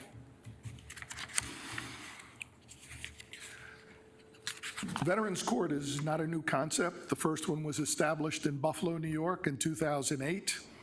It first came to Arizona, the concept in 2013. It was established in Lake Havasu City very successfully, and it's been running successfully since then.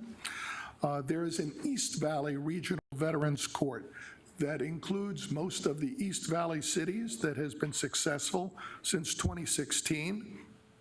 And just last year, all of the justice courts created a Northwest Regional Court Center Regional Veterans Court, which serves all of the justice courts, but not municipal courts. So it's our position that it's long overdue for the West Valley to also have a regional veterans court. To that end, I've had a conversation with the presiding judge of the Superior Court of Maricopa County because we need to have his approval. And before I would come to you with this proposal, I wanted to make sure that we had his support, and I have the green light to proceed.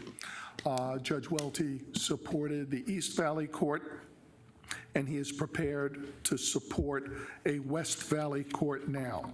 And I think this is an opportunity for Glendale to exercise a leadership role by establishing a court that all of our neighbor cities and towns that are smaller could participate in, and we could help each other, again, improve the community, the greater West Valley community. The concept of operations is that we cooperate with our partners, developed a innovative strategy which will include adjudicative solutions, one case at a time, to solve the problems not only of the veterans who've come into conflict with the law, but our own city problems. We're going to leverage these services provided by the VA, use available grants, and hopefully reduce homelessness and crime in our region. We're going to use existing budget resources. You've already provided sufficient funds for us to kick this program off. We're also going to use a DOJ grant, which we've already had for a year and which we've been careful not to touch so that it would be available if you support this regional concept. We'll also ask for cost sharing among all the participating cities and towns. And we'll be careful, as we have been in the past year or so, to manage the program, the size and the scope of it, to make sure that we remain within our budget. In conclusion, I'm here today to ask for two things. Number one, a consensus by the council to move forward with the concept of a West Valley Regional Veterans Court. And if you reach that consensus, then your permission to go forward and speak to the judges in the other cities and towns in the West Valley to discuss the potential of entering into IGAs, intergovernmental agreements, with all of those cities and towns so that we could establish this West Valley Regional Court and arrange for cost sharing and sharing of responsibilities. Now, essentially, what Glendale is going to be doing is providing, number one, the forum, the courtroom, and number two, the judges. Each of the cities and towns that participate will have to send their own prosecutors to prosecute these cases, so they're doing it at their own cost. And we've already spoken to the VA. The VA has been very, very supportive over the past year or so. They've provided on-site support for all our Veterans Court proceedings. And they've indicated to us that they've already gone forward and asked for additional resources that would support a regional court. The model that we're going to propose is following the East Valley model. It's tried and tested. It's worked really well there. The IGAs have worked well among the various participating cities. Nothing succeeds like success. We've worked closely with them, gotten a lot of information from them. I'm also working closely with the Justice Courts program so that we could get additional information and again, not reinvent the wheel, but take the best practices from existing programs and implement them here. So again, I'm looking for your consensus to move forward to a regional program, and number two, to engage with other cities and towns with proposed IGAs to participate in this program. Subject to your questions, that concludes my presentation. Thank you. Judge, before I start taking some questions from the rest of the council, you went to an outside judge, basically a judge that oversees you. I'm probably not wording that correctly, but how receptive was he, and how receptive have other judges and other municipalities been? Well, first, I have spoken to Judge Welty within the past few weeks. I had a conversation with him virtually, and we talked about a regional court in the West Valley exclusively. I told him what our plan was. I told him that it was my intention to come to council with that plan, but that I would not do that unless I had, I hesitate to say approval, I'll use the expression, that green light, the nod that I could go forward with his support. He seemed to be very, very supportive. He didn't sign the East Valley administrative order, the East Valley Regional Veterans Court. That was done by his predecessor, but he's familiar with the successes there, and he's very supportive, yes. Okay. Other questions? Thank you. Yes, I'm very supportive of moving forward with this. I just had a couple of questions of clarification. Have you had a chance to speak with the judges or the cities of the in the area that would likely participate in this program? And have they seen our success in your program here? And do they have a strong interest, or is it do we have to go out and sell that? Mayor, Councilmember Malnar, yes, I have had conversations with them. In particular, before we went out and sought that DOJ grant, we went out to the various cities in West Valley, told them what our plan was for the future, and asked whether they were supportive of the concept. And we did get support. As a matter of fact, they provided letters of support that we forwarded to DOJ in conjunction with the grant. So yes, there is an interest. Okay. And you indicated that, at least in the East Valley, they share the costs. How do you determine what costs those are? I mean, do you have a fixed per case cost, or how do you determine how to share those costs? We'll enter into that intergovernmental agreement that I mentioned earlier, and that will set forth how we'll share the costs. Essentially, the costs are the expense for the judge, all right? They're bringing their own prosecutors. So to the extent that we're sharing a judge, perhaps sharing other non-VA service providers, those costs would have to be shared as well, and it would be on a case-by-case basis. Okay. If I may, Mayor, one more question. Regarding costs, how do you anticipate this to grow, and how will that impact the capacity space of the court? Well, we plan to do this within our existing resources. We're not going to expand the court facility in order to do this. We're going to use specifically assigned settings for this purpose. At this point, we've condensed our program with a view toward expanding it, and when we do, we have time slots that are available to us that we could use for regional. So for instance, we've been talking about a program that would serve 15 to 20 people at any given time in Glendale. I'm prepared to double that number so that we could provide those additional 15 slots to 20 slots to the other cities and towns throughout the region. And we could do that within our existing resources. So we don't need more space. Thank you, Mayor. Okay, Councilmember Clark's next, and then you. Thank you. Thank you, Mayor. I think this is a wonderful project, long overdue.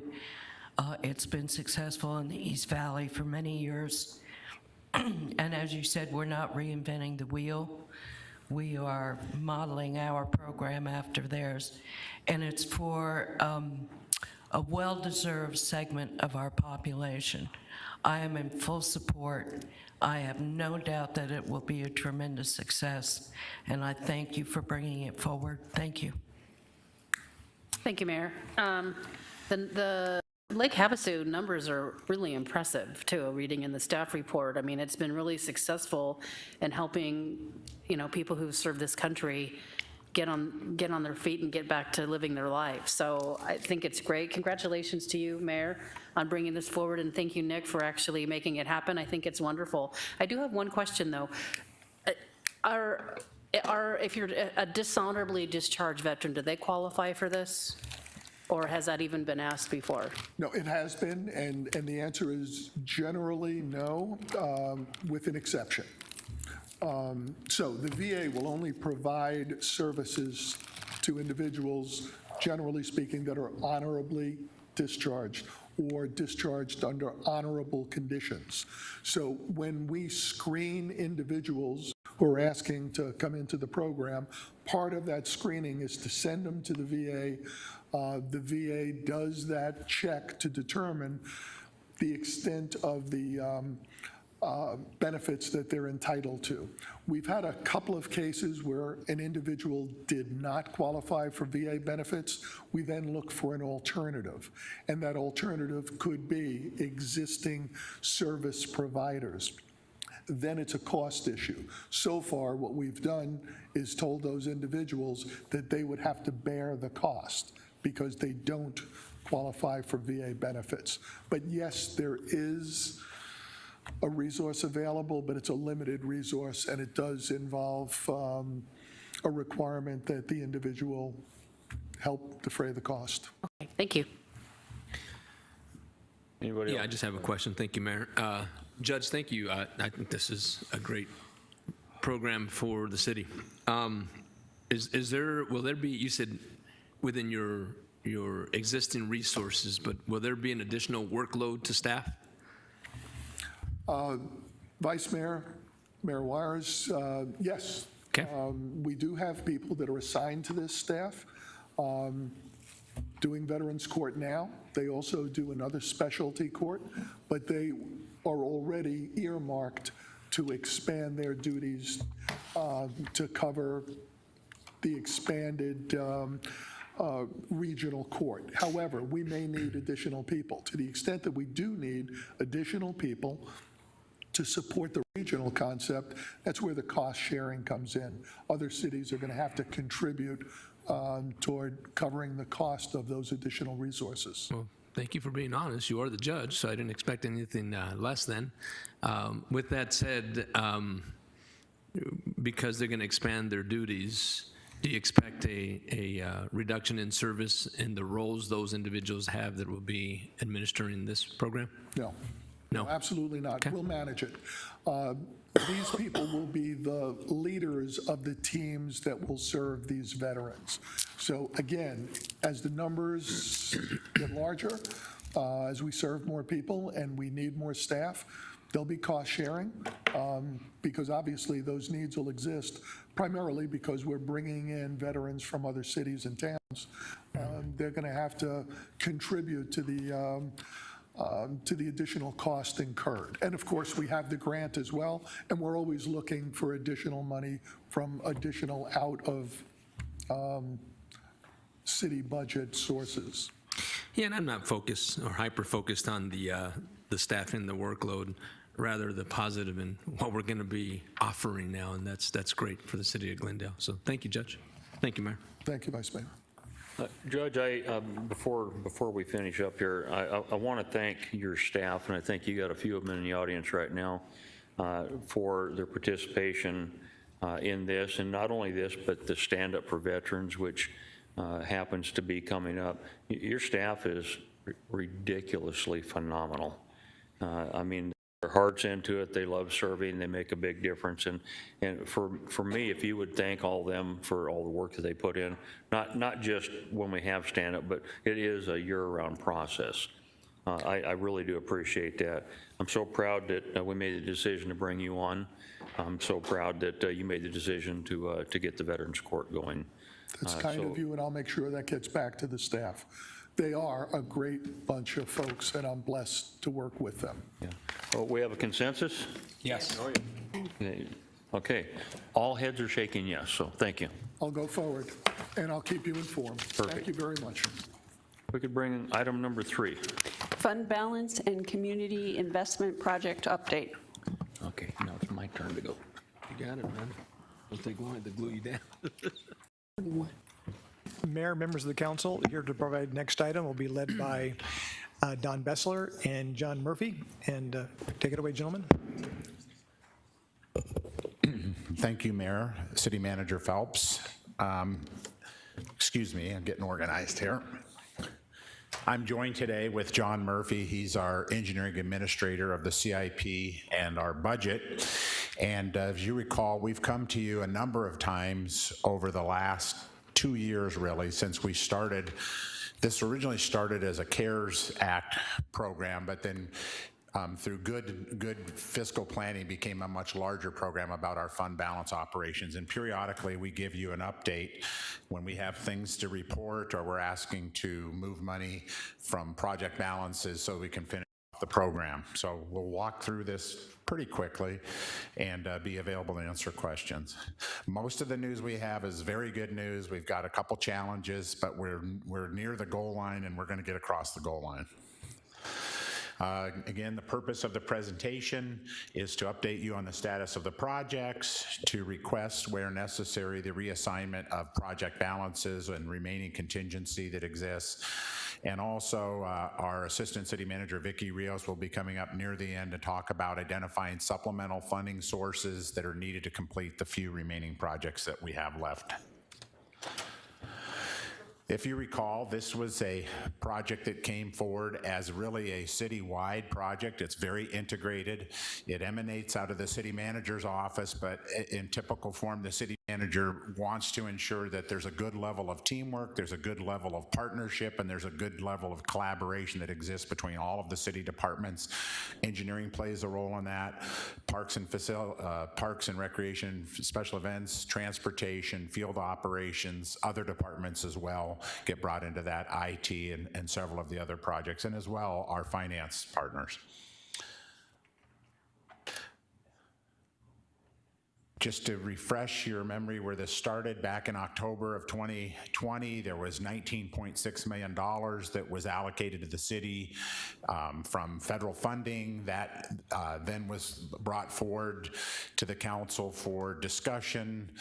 In November of 2020, the council directed additional projects. We've given an update in February, April, October of last fall was the last update we gave you. And again, we're here today to give you an update as we get close to the end of the projects and ask for some contingency and funding reassignments.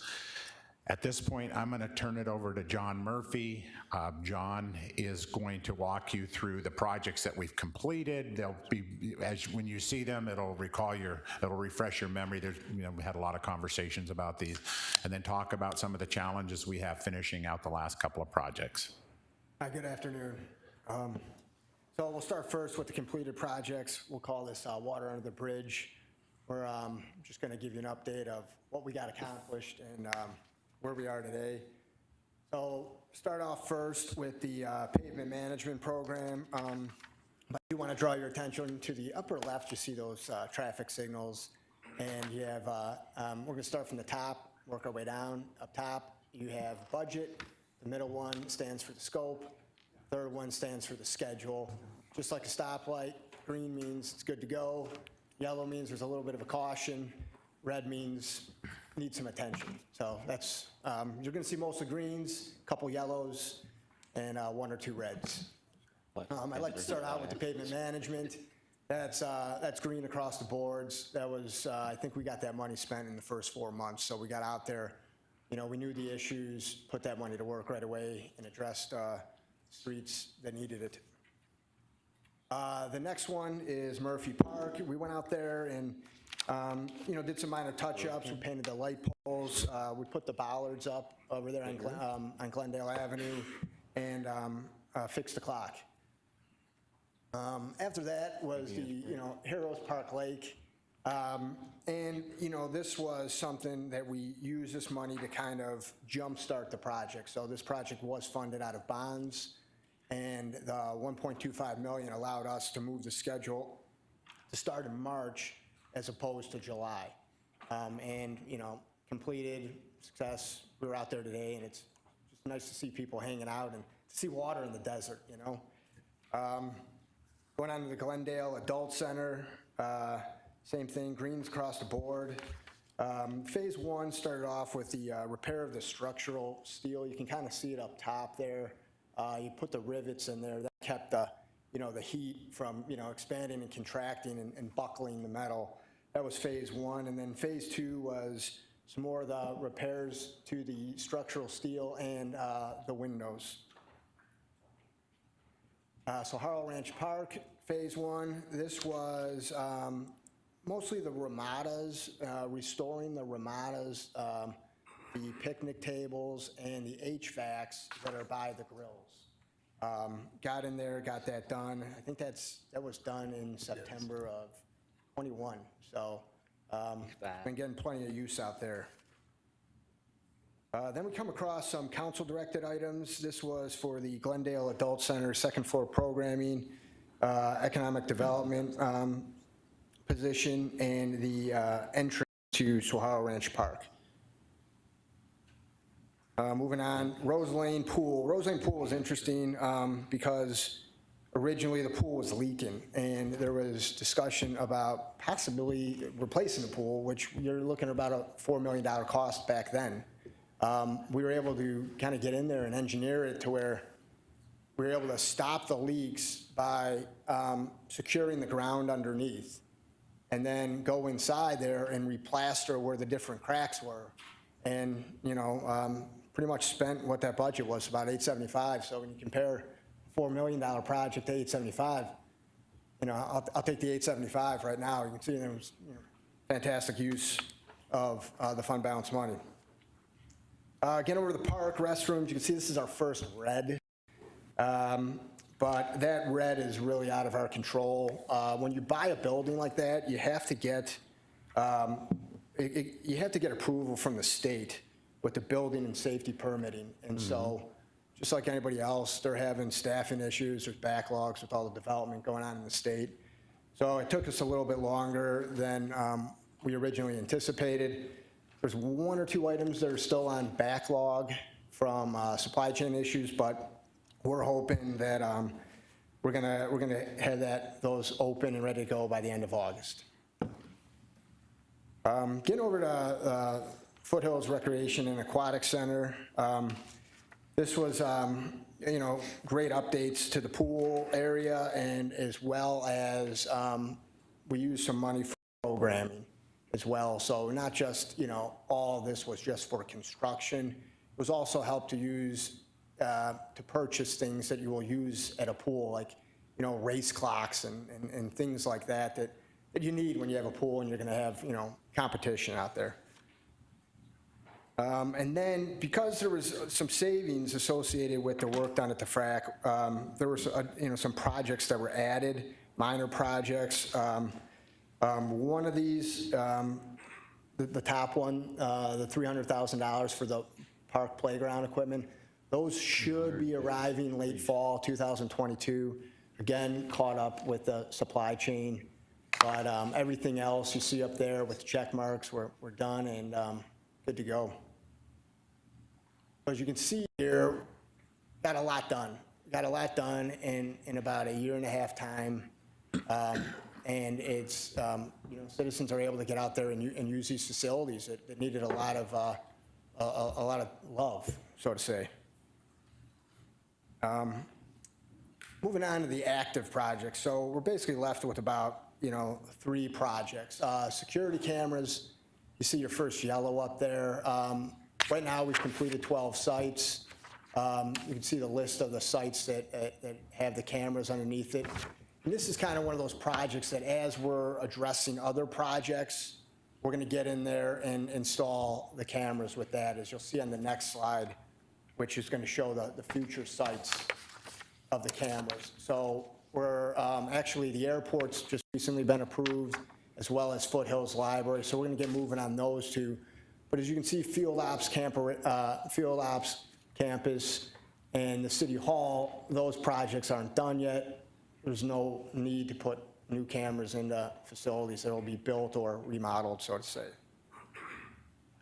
Getting us to the phase 2 of the Swahara Ranch Park was the lighting. So when we first kind of conceptualized, you know, going into the park, we wanted, you know, a lot of the light structures were kind of old and, you know, needed some paint and touch up and new lights. And when we got in there, we started looking at them, you pull them out and you're like, oh geez, you got to get the conduit underneath. There's no point in replacing a light when the electrical underneath is going to fail you. So the citizens will see a nice light structure, but the light won't be on. So luckily, we were able to leverage some federal funding, the ARPA funds that was approved in the FY23 budget, to kind of join in with this project to not just replace a small segment of lights and repair the lights, but go into the whole park, and as you'll see on the next slide, do a comprehensive redo of most of the lights in the park, so you can see areas that need them: parking lots, volleyball courts, dog park, by the historical barn and things like that. So we're anticipating that to be done by June of 2023. So you'll see the work going on all year out there to get those up to date. I'm going to take back over at this point and talk about the community centers, which is really our biggest challenge as we try to get across the goal line, as I stated. Originally, a couple years ago, we laid out a $5 million budget for the improvements to the facilities. At that time, we had an engineer's estimate, and we were working within that estimate, and it made sense. But what we know now, given the supply chain issues that we've seen over the last year and a half, especially for a project of this scale, they're just coming in at top premium dollar. The subs, there's just a real shortage of labor in the area. Some of it's supply chain stuff, but a lot of it is subcontracting, and we have actual contracts that we are prepared to implement, but actual pricing, I should say, and that number, I'll get to it in just a minute, but it's gone up more. That $5 million is not going to be enough to complete these. The scope remains the same. The Rose Lane, Glendale, and O'Neill centers, we haven't changed the scope from what you've seen. The schedule slipped because we're trying to address the fact that we know that we've got funding challenges. The original project, as I said, we had a $5 million estimate. Right now, we know we have pricing. That number's $8.2 million. That's a $3.2 million shortfall to complete this last project on the list. We have options here, and that's why we're here today, to talk about we can either reduce the scope in order to meet the original budget. What that really means isn't going to each building and pulling elements out of it. It's really deciding that you're going to do 2 of the 3. And another option is to continue with the current scope, but look to leverage some of the other funding that we have. And the Assistant City Manager, Vicki Rios, is here to talk to you about those sources. Mayor, members of the council, so to fill in that gap, which is approximately $3.2 million, we have a couple of ideas here that we want to discuss with you and try to get some consensus to move forward.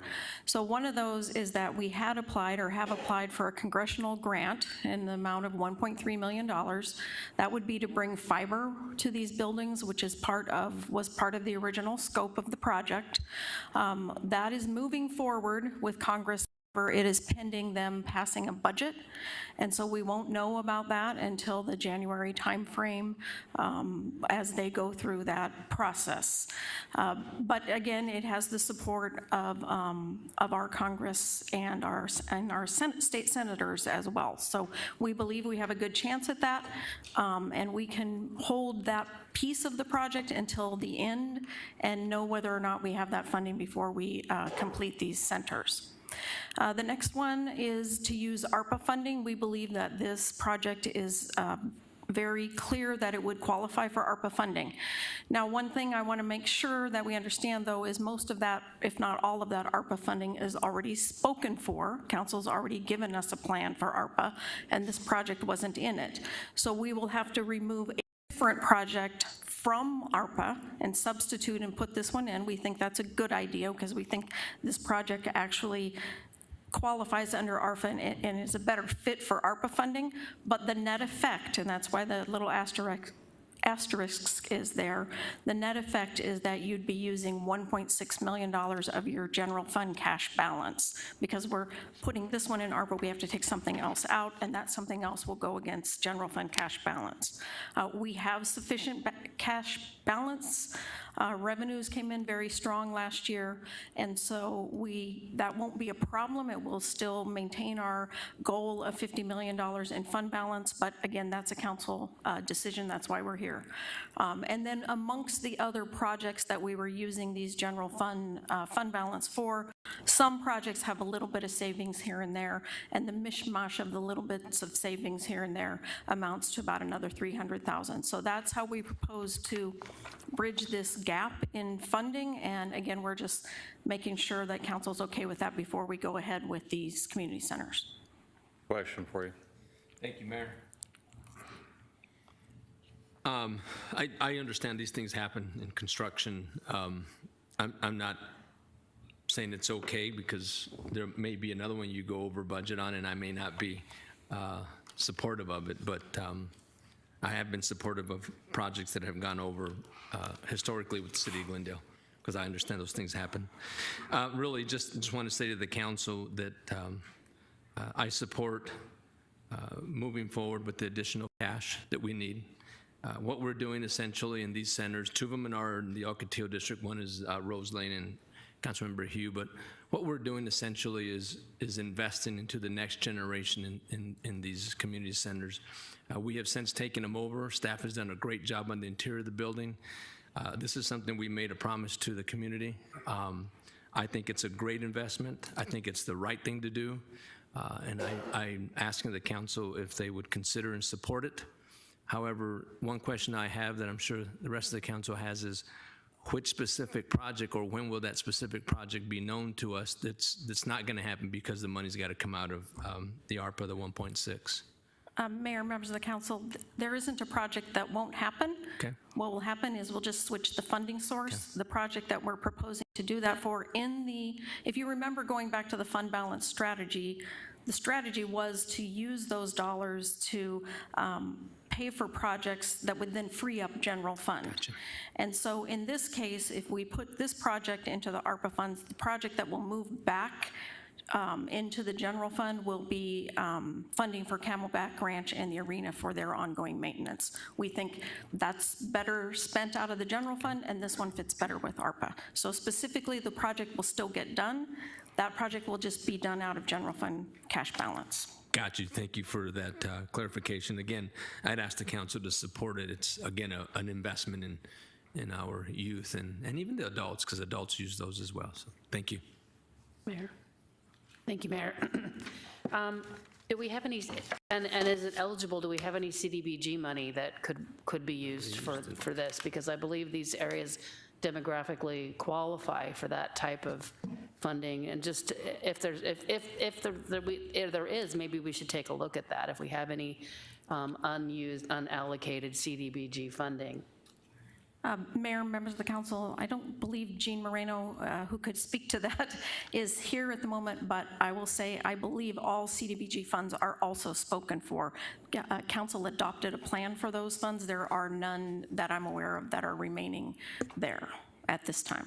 I know we had some money set aside for basically grants that were running through Chicanos Por La Casa. And I don't know if that program is exhausted. I think there was $100,000 left there. I don't know what the term of that project is, whether, I mean, businesses are open and functioning, and I don't know if, so I mean, we should at least take a look at that. If we've got, some money somewhere that's eligible to be used for this, we should look at that and see if we could plug that in here and reduce the cost to the general fund for the other two projects we'll be moving in there. Mayor, members of the council, we'll certainly take a look at that. I'm supportive of doing it. I think we need to continue on. Mayor, if I could, one question. So we're on the fiber. We're gonna wait and see if we get the grant. So we're not making any decision on that right now. And then if for some reason the grant doesn't come through, then it'll come back and we'll decide what. There's continuing ongoing grants for this type of stuff coming from the federal government all over the place with fiber. So, hopefully we can accomplish this that way, but just want to make sure I understand that the 1.3 is kind of, we're waiting to see, and then if it doesn't come through, then you'll come back and say, okay, we didn't get the grant, now what do you want to do? Mayor, members of the council, that's correct. Okay, thank you. Mayor, I just want to add one little explanation in case it confuses people in the future. There's two elements to the fiber. One is getting fiber to the sites, and the other is getting it in the building. The 1.3 million covers both. Right. Getting it to the site and getting it into the building and into the fiber building, so to speak. Mayor, thank you. But both of my questions, those of Councilmember Tomachoff and Vice Mayor Aldama, were the ones I was going to ask, so I'm satisfied. I'm shocked. Yeah, I know. Go ahead. That's so, but great minds think alike, and they had the very same questions I was going to ask. Thank you, Mayor.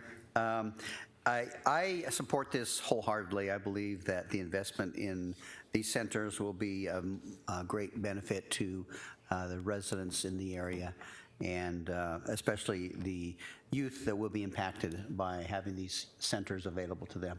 So I'm fully in support of fully funding this project. Thank you.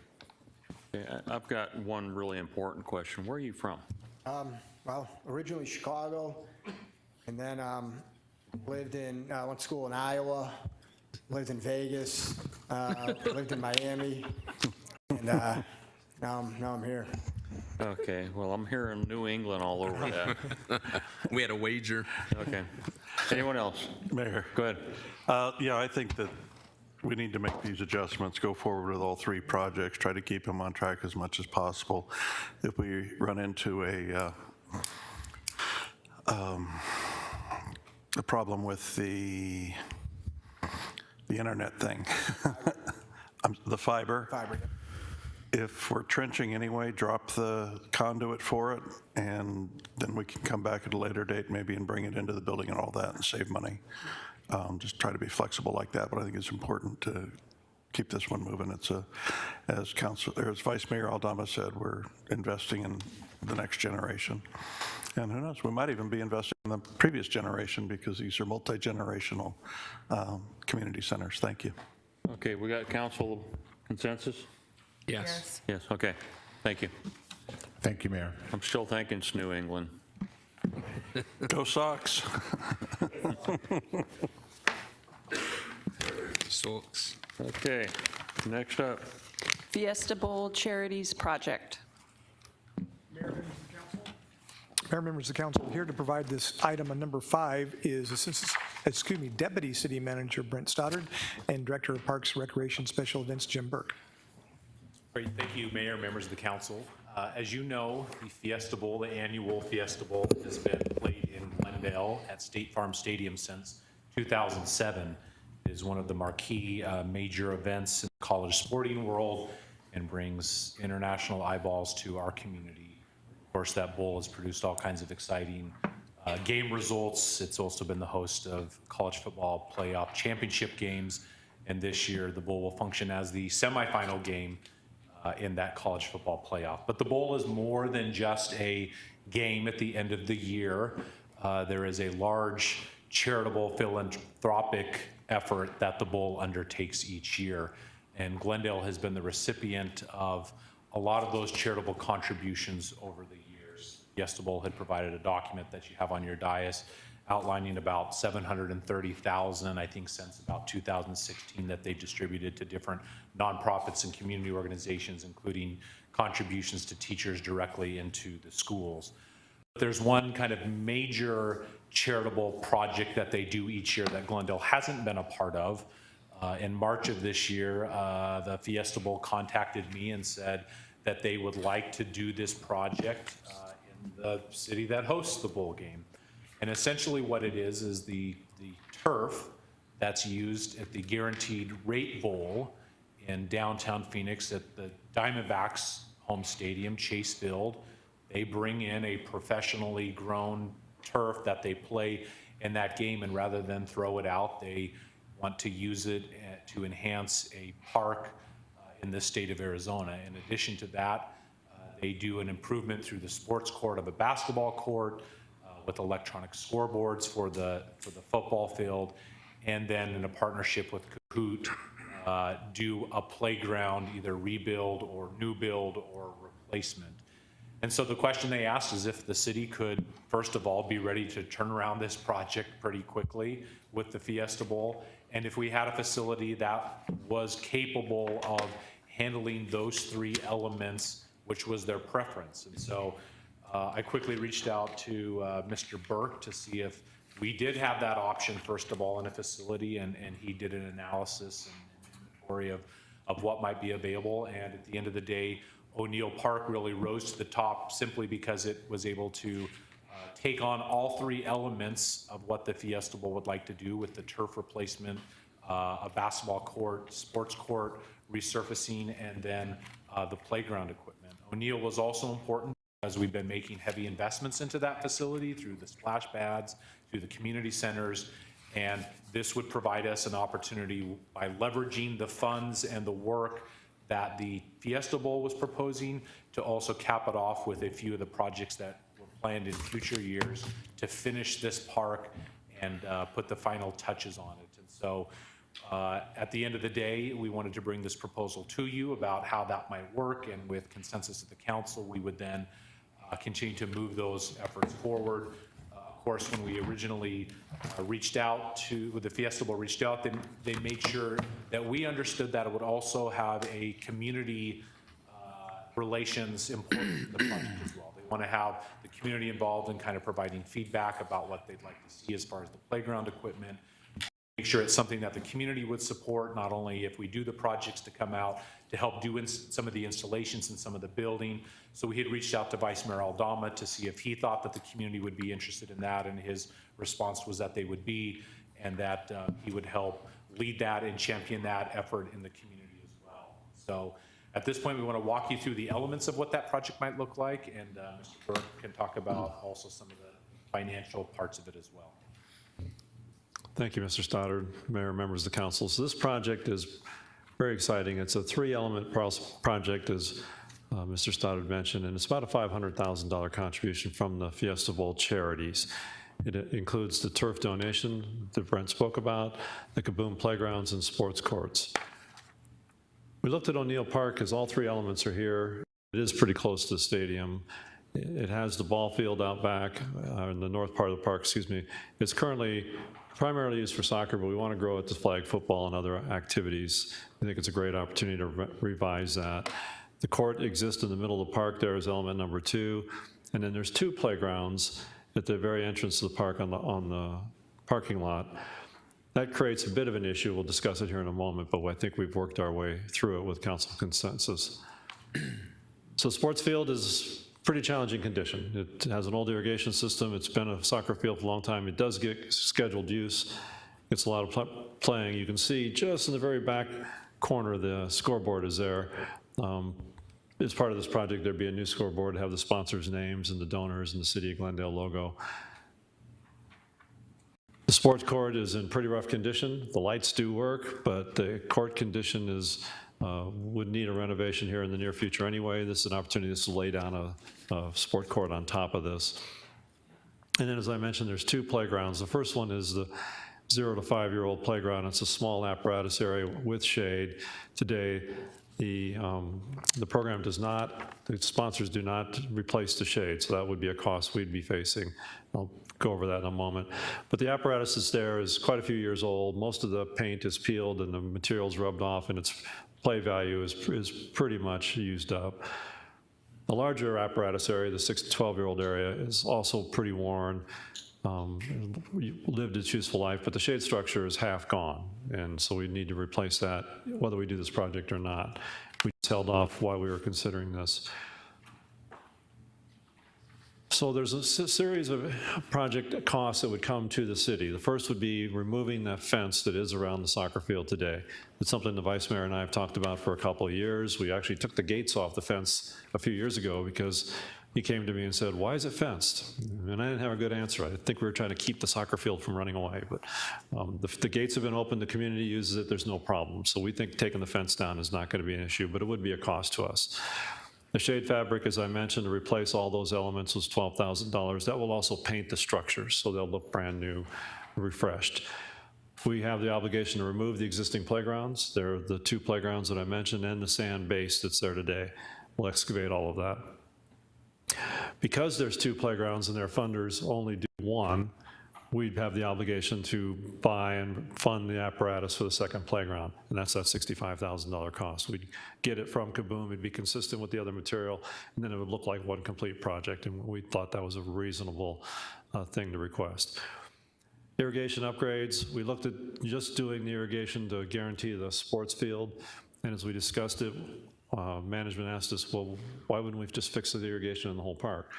So we looked at the cost for doing that, and that's what this proposal is, was the $550,000 would upgrade the irrigation, the controllers, the valves, the lateral and main lines, and all the irrigation heads. A portion of that park is flood irrigated. We would not change that. It's still going to be flood irrigated, but the part that's sprinkled irrigation between the playgrounds, around the building, and out on that ball field would be replaced. And then we'd come in and do the new LED lighting, which would give us the utility of using this field in the evenings, especially in the summertime when it's so hot. And then we have a little contingency money set aside for a total city cost of a little over $1 million.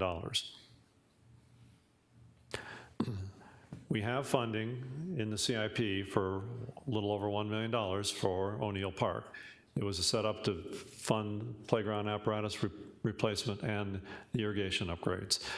We believe we can use that money in advance and do this project this year with council consideration, and our partners, and then use the bond funds to retire this debt. So with that, we're seeking council consensus to move forward with this project. Vice Mayor, Mayor. Go ahead. Go ahead. Sorry about that. Are we essentially advancing this project because it was going to be done in '24? Is that correct? Yes, that's correct. Yeah, We'd just so- be using those funds early. Okay. So it was going to be done anyway. Now's the opportunity because we're getting this donation. Again, I know I sound like a broken record, but before I sound like a broken record, it sounds like it's strategic, but I truly want to thank this council for investing in the Ocotillo District in the last several years. This council has invested in community centers and parks and right-of-ways and many other parts of my district, and I don't lose sight of that. I'm very appreciative of that. Again, once again today, I'm asking that we support this, and for many reasons. One reason is in front of us here in Cindy Segata-Jones, the superintendent of Glendale Elementary School District, a really large school district, 13 schools, thousands of students and children from not only my district, but from other districts as well. But this park would serve those children and provide a safe haven for those kids. And again, reinvesting in our youth, reinvesting in our community. And I would ask that we support this project as well in the district. But again, I don't ask that without thanking you for all the things that the district has had because of this council. Thank you. Thank you, Mayor. Mayor? Go ahead. Thank you. I think it's really a lot of bang for our buck. It's a great way to leverage the donation from the Fiesta Bowl and also the investment we recently made, the splash pad, and also then what we're doing there at that site with the community center. I think it helps us to send a strong message to that neighborhood that we value them and that we honor their presence in our community. Thank you. Anyone else? Did you go ahead? Okay. Oh, I think this is wonderful. I think this is so needed. I lived on 61st Avenue, south of Missouri, for 31 years. My kids used O'Neill Park and the pool when it was a pool for 10, 12 years when they were growing up. And over the years, it's sadly gone downhill. So I am just delighted to be able to support this project. It's very much needed. Thank you. Okay, we have consensus? Mayor? Go ahead. Well, first of all, thank you for the consensus. I just wanted to call out, Just kind of two thoughts. One, when I first got here in 16, is when I learned the history of O'Neill, where the city shut down a pool and then never had a plan really to reinvest back into it. And as was called out just to the dais, is that we'll have a new splash pad, new fields, new sport court, new playground areas. It really, I think it really starts fulfilling kind of our obligation as a city to go back, and if we're gonna reduce an asset, we gotta have a plan to replace it. This does that. I do wanna just wanna compliment Deputy City Manager Stoddard. I've asked him to kind of help get more engaged with the Fiesta Bowl. He's really stepped up his involvement with the organization, and really he did a great job of pushing for Glendale being in the mix for this, and I don't think it would have happened without his involvement. So congratulations to Brent for really cementing the relationship that we have with Fiesta Bowl, and we're going to continue to look at ways we can leverage these big partners that we have in our community. Thank you. Okay, so again, I'll ask about the consensus. Yes. Okay, very good. Okay. Last but not least. Council item of special interest, amending Chapter 22 of the Glendale City Code relating to the regulation of massage and bodywork establishments. Mayor, members of the council, here to provide staff report on our last item for this agenda is Deputy City Manager Rick St. John. Good afternoon, Mayor, members of council. This is a result of a council item of special interest, and there it is. Okay, it just finally came up. This is a council item of special interest from the Vice Mayor, supported by Councilmember Malnar and Councilmember Hugh a while back. The council item of special interest was to look at ordinances passed by the cities of Mesa and Phoenix for possible adoption in the city of Glendale as it pertains to massage parlors and body works businesses within the cities. We did see, and in discussion with the cities of Mesa and Phoenix, a pretty significant reduction in the number of businesses that they had in their communities because of these regulations. And so we're bringing back today what was originally supposed to be a rewrite of our current ordinance, but what we've had to do through the legal team in the police department, Kirsten King, our legal advisor, is kind of cut everything out and start from scratch with this new ordinance. Rather than go through a 16-page ordinance with you today, I want to point out the significant highlights and what's had the positive impact in both Mesa and Phoenix. So at the end of the conversation, I will be seeking consensus from council to adopt the new code that was attached to this item in your workbook that you can read and ask questions if you have questions at a later time, or even today, of course. But today I want to talk about the significant changes, as I said, and get consensus from council to move forward. So we are recommending a lot of changes, and every slide is going to go through a list of those changes. The first that I want to talk about is it will now include bodyworks establishments. So establishments that don't identify as massage parlors, but identify as the reflexology type of businesses. And they have discovered in our code that there is a loophole and that they can get a general business license for reflexology or bodyworks, and they don't have to abide by the provisions that we have in our current massage ordinance. So we need to adopt this change in order to capture those businesses. Now, I can tell you that we have about 66 massage parlors within our city. I do not know the number of reflexology type bodyworks businesses that exist in our city because of the types of licenses that they get. It's a general business license. So we believe they should be operating under the same regulations as a massage parlor. And so this code would include them, and they would have to meet these requirements. It does define some terms that were previously left undefined, so site manager, property owner, the applicant, responsible party. And then in the current code, we talk about a controlling person. And I'll talk a little bit more later in the slides about who a controlling person is. But for the sake of the conversation right here, anyone that has at least a 10% interest in the business is considered a controlling person. Other recommended additions: we are excluding medical doctors, nurses, athletic trainers, cosmetologists. I can never say that word, but you know what it is. massage schools, mobile massage not offered to the public. So there are some things that occur in our community that you could, I guess, make a loose argument are related to massage and reflexology type businesses, but we would exclude those. So if you're injured and you need to go to physical therapy and they do some type of massage work included in your physical therapy, we wouldn't require them to go through these licensing regulations. They're licensed through the AMA, and those are pretty strict regulations already.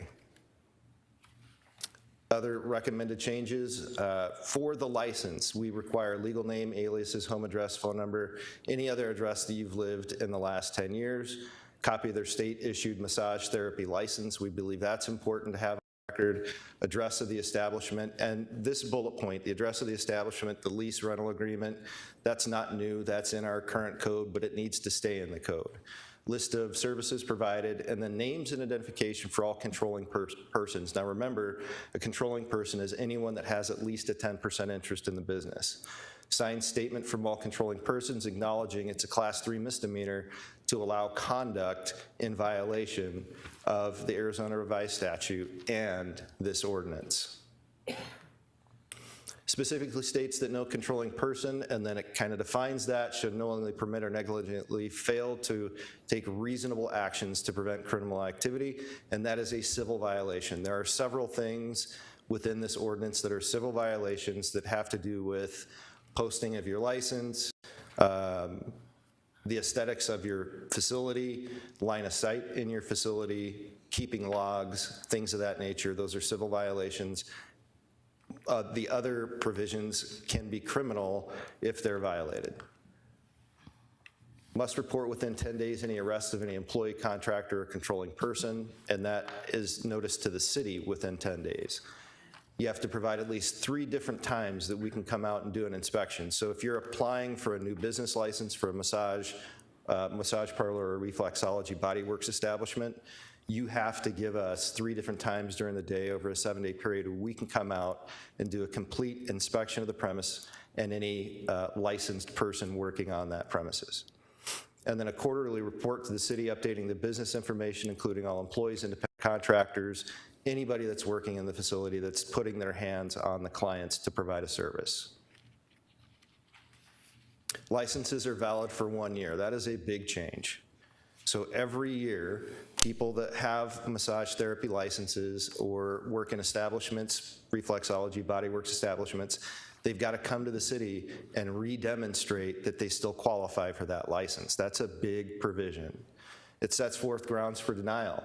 So of course, providing false or misleading information, any criminal conviction within the last 10 years having a reasonable connection to a massage establishment or bodyworks establishment. Working under a false or assumed name, that next bullet should say if the applicant has had a license revoked within the last 3 years. I'm not sure how that language got omitted, but somehow it did. If the requested location of the establishment had a previous license revoked within the last 3 years, and if the applicant had a license denied by any jurisdiction within the last year. Those are grounds for denial. Sets forth grounds for suspension. So if you violate this new code, for example, you're required to keep a log. The log should indicate who received a service, at what date and time they received that service, and which therapist provided that service. If you fail to maintain those logs and we go in to do an inspection and you don't have the proper logs, we can cite you civilly, number 1, and number 2, suspend your license. First offense for up to 14 days, second offense, 15 to 30 days, and on the third offense, we can suspend it, or I'm sorry, revoke it. So pretty stringent. If you're convicted, cited, or charged with any crime involving any of those crimes that are listed up there, we can suspend and eventually revoke the license if needed. And of course, it sets forth a process for appeal. So if somebody wants to appeal a suspension or revocation, they can contact Tax and License. We'll set up a hearing with a hearing officer, and they can walk through that appeal process. But there are timeframes in which they have to ask for an appeal, and those are spelled out in the code. There's changes to the building. And again, if they violate these things, these are civil infractions, not criminal infractions. So the building can't have an exterior entrance or window that leads directly into a living space or sleeping quarters. For some reason, that's important. I guess some businesses, the owner lives on site, and so that provision needs to be in there. They must have an entrance or window with direct public line of sight to the sales transaction area. Now, obviously, if there is a massage establishment or bodyworks reflexology establishment, say inside Arrowhead Mall with no exterior windows, then you would make it an exception for that, but they still have to have that line of sight to where the public is legally allowed to be. They must post in multi-language and notice to employees regarding sex crimes and human trafficking and how they can contact the Glendale Police Department. And then the other big one is that it prohibits business hours between 10 p.m. and 6 a.m. So you can open at 6 a.m., but you got to close by 10 p.m. You can't open any earlier. You can't stay open any later. So those are the major changes that we're seeking today, and we are seeking council consensus on this. Mayor. Go ahead. Thank you, Mayor. Mr. St. John, thank you very much. Very stringent, very tough, but that's how I anticipated it would come back. Council will make their decision. This isn't preventing any massage or body works or any of these types of businesses being in Glendale. Just do the right thing and follow the rules and laws that other cities already have in place, and we're following suit, and we've been added a few. One question I have is, and I'm pretty sure of the answer, but this would exclude, of your exclusions, this would exclude higher education organizations that have massage therapy? Mayor, Vice Mayor, that is correct, yes. Thank you, sir. No further questions. Mr. Milner? Just a couple of questions. When you included reflexology, it says that they have to show a massage therapy license as part of the recommended changes. Does a reflexologist have a massage license? Is that required by state? Mayor, Councilmember Melnar, no, they don't. So reflexology bodyworks establishments, the services they provide, a lot of those services don't require a massage therapy license. Okay. And so we wouldn't require that of the person as well. Any certifications they're required to have by Department of Health Services, we would want those in our file. Okay, is that specified in the ordinance? Because under the required information for a license, it's listed that you have to have a massage license. Mayor, Councilmember Melnar, the way that it's lined out in the ordinance makes it clear that if you have a license, if you're a licensed therapist, you have to provide that. But if you serve another function, so you're a receptionist or you do some other services that don't require a massage therapy license, then we don't expect you to have one. Okay, just need to do all the other requirements. Yes, sir. Okay, one more question if I may, Mayor. Who and how will this be enforced? Mayor, Councilmember Melnar, we have investigators in the police department in a couple of different divisions. So one works out of the Glendale Advocacy Center. She's here with us today to help answer any questions. We have another that's a licensing, so he does a lot of our liquor licenses and other extension of premise kind of special event licensing. I'm sure there will be a collaborative effort to go out and do this enforcement. We also have a team of investigators that have been working as part of the normal duties to help control some of the crime issues around these establishments. I'm sure they would be a part of it. And then our tax and license manager will certainly be a part of it as well. All right, thank you. Just one more comment. I'm very much in support of this. The business committee that was headed by Councilmember Clark had a long discussion on this topic, and we were very much in support of moving forward with this additional language. Thank you. Thank you, Mayor. I was distracted at the beginning of the question period, so if I'm being redundant, forgive me, and just tell me I'm being redundant. Is fingerprinting anywhere in the process here? Mayor, Councilmember Turner, I would have to defer to the persons who worked more closely on the rewrite. Can you step up, Kirsten or Tara? Oh, I'm being told it is, yes. Okay, thank you. I saw the heads shake. I didn't hear them shake, but I saw them shake, so good. And as far as filling out applications and things like that, are they required to provide photo ID as well to avoid the use of fictitious names and all? Mayor, Councilmember Turner, yes. Thank you very much. Thank you, Mayor. Yeah, I'm really happy to see this. We did talk quite extensively about this on the business subcommittee, but I have a question. How are you going to, well, you know, the ones that are actual licensed with the city as massage parlors, they're going to be easy to find, and I imagine they're going to get a letter or some notification from us that this is required now. But you said we don't know how many Body Works businesses, so how are we going to notify them that now that these rules apply to them as well? Mayor, Councilmember Tom Chaff, we will work with the tax and license manager to identify as many of those properties as we can, and then in the patrol division, particularly in the police department patrol division, they know where these places are, and so Detective Mitchell and her team will be able to reach into the patrol division and make sure that we're capturing everything that needs to be captured. Okay, thank you. Okay, we have consensus? Yes. Yes. There you go. City manager report. Just one item, Mayor, members of the council, somewhat maybe coincidental to the conversation we had regarding our downtown project. I want to let you know we've had some water issues at City Hall, and from the rain that we've been having, we know we've had water leaking into the council chambers and in the stairwell at City Hall on the east side of the 4th floor. We've also experienced some water infiltration at the CAP office, in our HR training room, and the basement of the council chambers. This runoff into the building is due to the ground settling over time in such a way that the water drains towards the building, not away from it. Again, we got a plan. We got some water in the amphitheater as well. Cleanup is underway, but these would be the types of things, obviously, we would try to address during a redevelopment. But just want to let you know we are experiencing some of those issues, and that's my report. All right, city attorney's report. No report, thank you. Council item special interest. Each council member has the opportunity to indicate topics they'd like to have discussed by this council in the future. Councilmember Clark. Nothing at this time, Mayor. Councilmember Hugh. Nothing, Mayor. Councilmember Milner. Yes, Mayor, I have 2 items.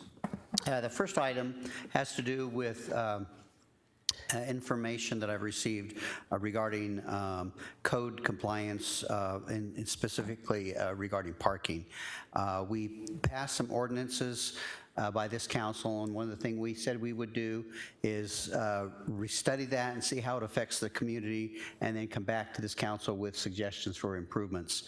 There's one area having to do with restrictions on parking in what we call auxiliary driveways. That's a driveway that is basically on a side yard on the opposite side of a garage, where people can drive through to a backyard.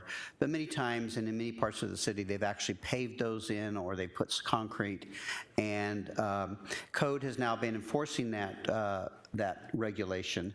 And I want to take a look at that and see if we need to adjust it a little bit, to tweak it, to make it a little bit more consumer or resident, not friendly, but necessarily equitable. And so I'd ask that code, that Mr. St. John take a look at creating that item of special interest. And in the meantime, I'd like to put a pause on those types of code violations on that particular, on auxiliary driveways, until council has a chance to come back and talk about that and decide which direction we want to go. The second item also has to do with code compliance. It has to do with, again, this council discussed briefly where a code compliance officer needs to be standing in order to observe a code offense. And we came up with some ideas, and this council passed a concept. And I'd like to look at that and decide if we would like to strengthen that language a little bit.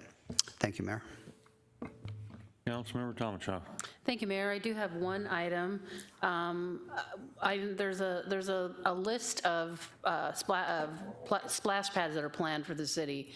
One of them's in my district, which I really was looking forward to. But I think in light of the current situation with the drought, that we should at least have a discussion. I know there's going to be a meeting coming up here in a couple weeks with the state, and then there's a workshop coming up in September, whether we're going to stay with the current stage that we're in or we're going to escalate. our plans for saving water. And I think as a city, we should be good stewards of water. We should be setting an example for the community. We're going to be asking people to limit their outdoor water use. And I'm not saying whether we should or we shouldn't continue on. I know some of them are all underway, and I'm not talking about those. I'm talking about those that are in the planning stages, that we should at least have a discussion on whether we maybe would be better to spend those funds on other amenities to add to the park, rather than things that are going to be using water where there's a lot of evaporation and that sort of thing. So I'd like to have that come back to us for a workshop. Thank you, Mayor. Councilmember Turner? Thank you, Mayor. Just to tag on to Councilmember Tomachoff's item there, I would like us to include in that the type of splash pad we have, whether we're recirculating, filtering and recirculating the water, which then of course uses much less, and also the location of the pad relative to, in essence, the Arizona Canal, areas where parts of the city that are more water stressed than other parts, and the messaging we're sending, you know, I believe it's important to send the right message in the right areas of the city, the appropriate, accurate message. Thank you. Vice Mayor? None at this time. Okay, and I have nothing. Can I get a motion to go into executive session? So moved. I have a motion and a second. Any discussion? Hearing none. All in favor, vote aye. Aye. Any opposed, nay. Appears the ayes have it. Do have it. Council meeting is recessed.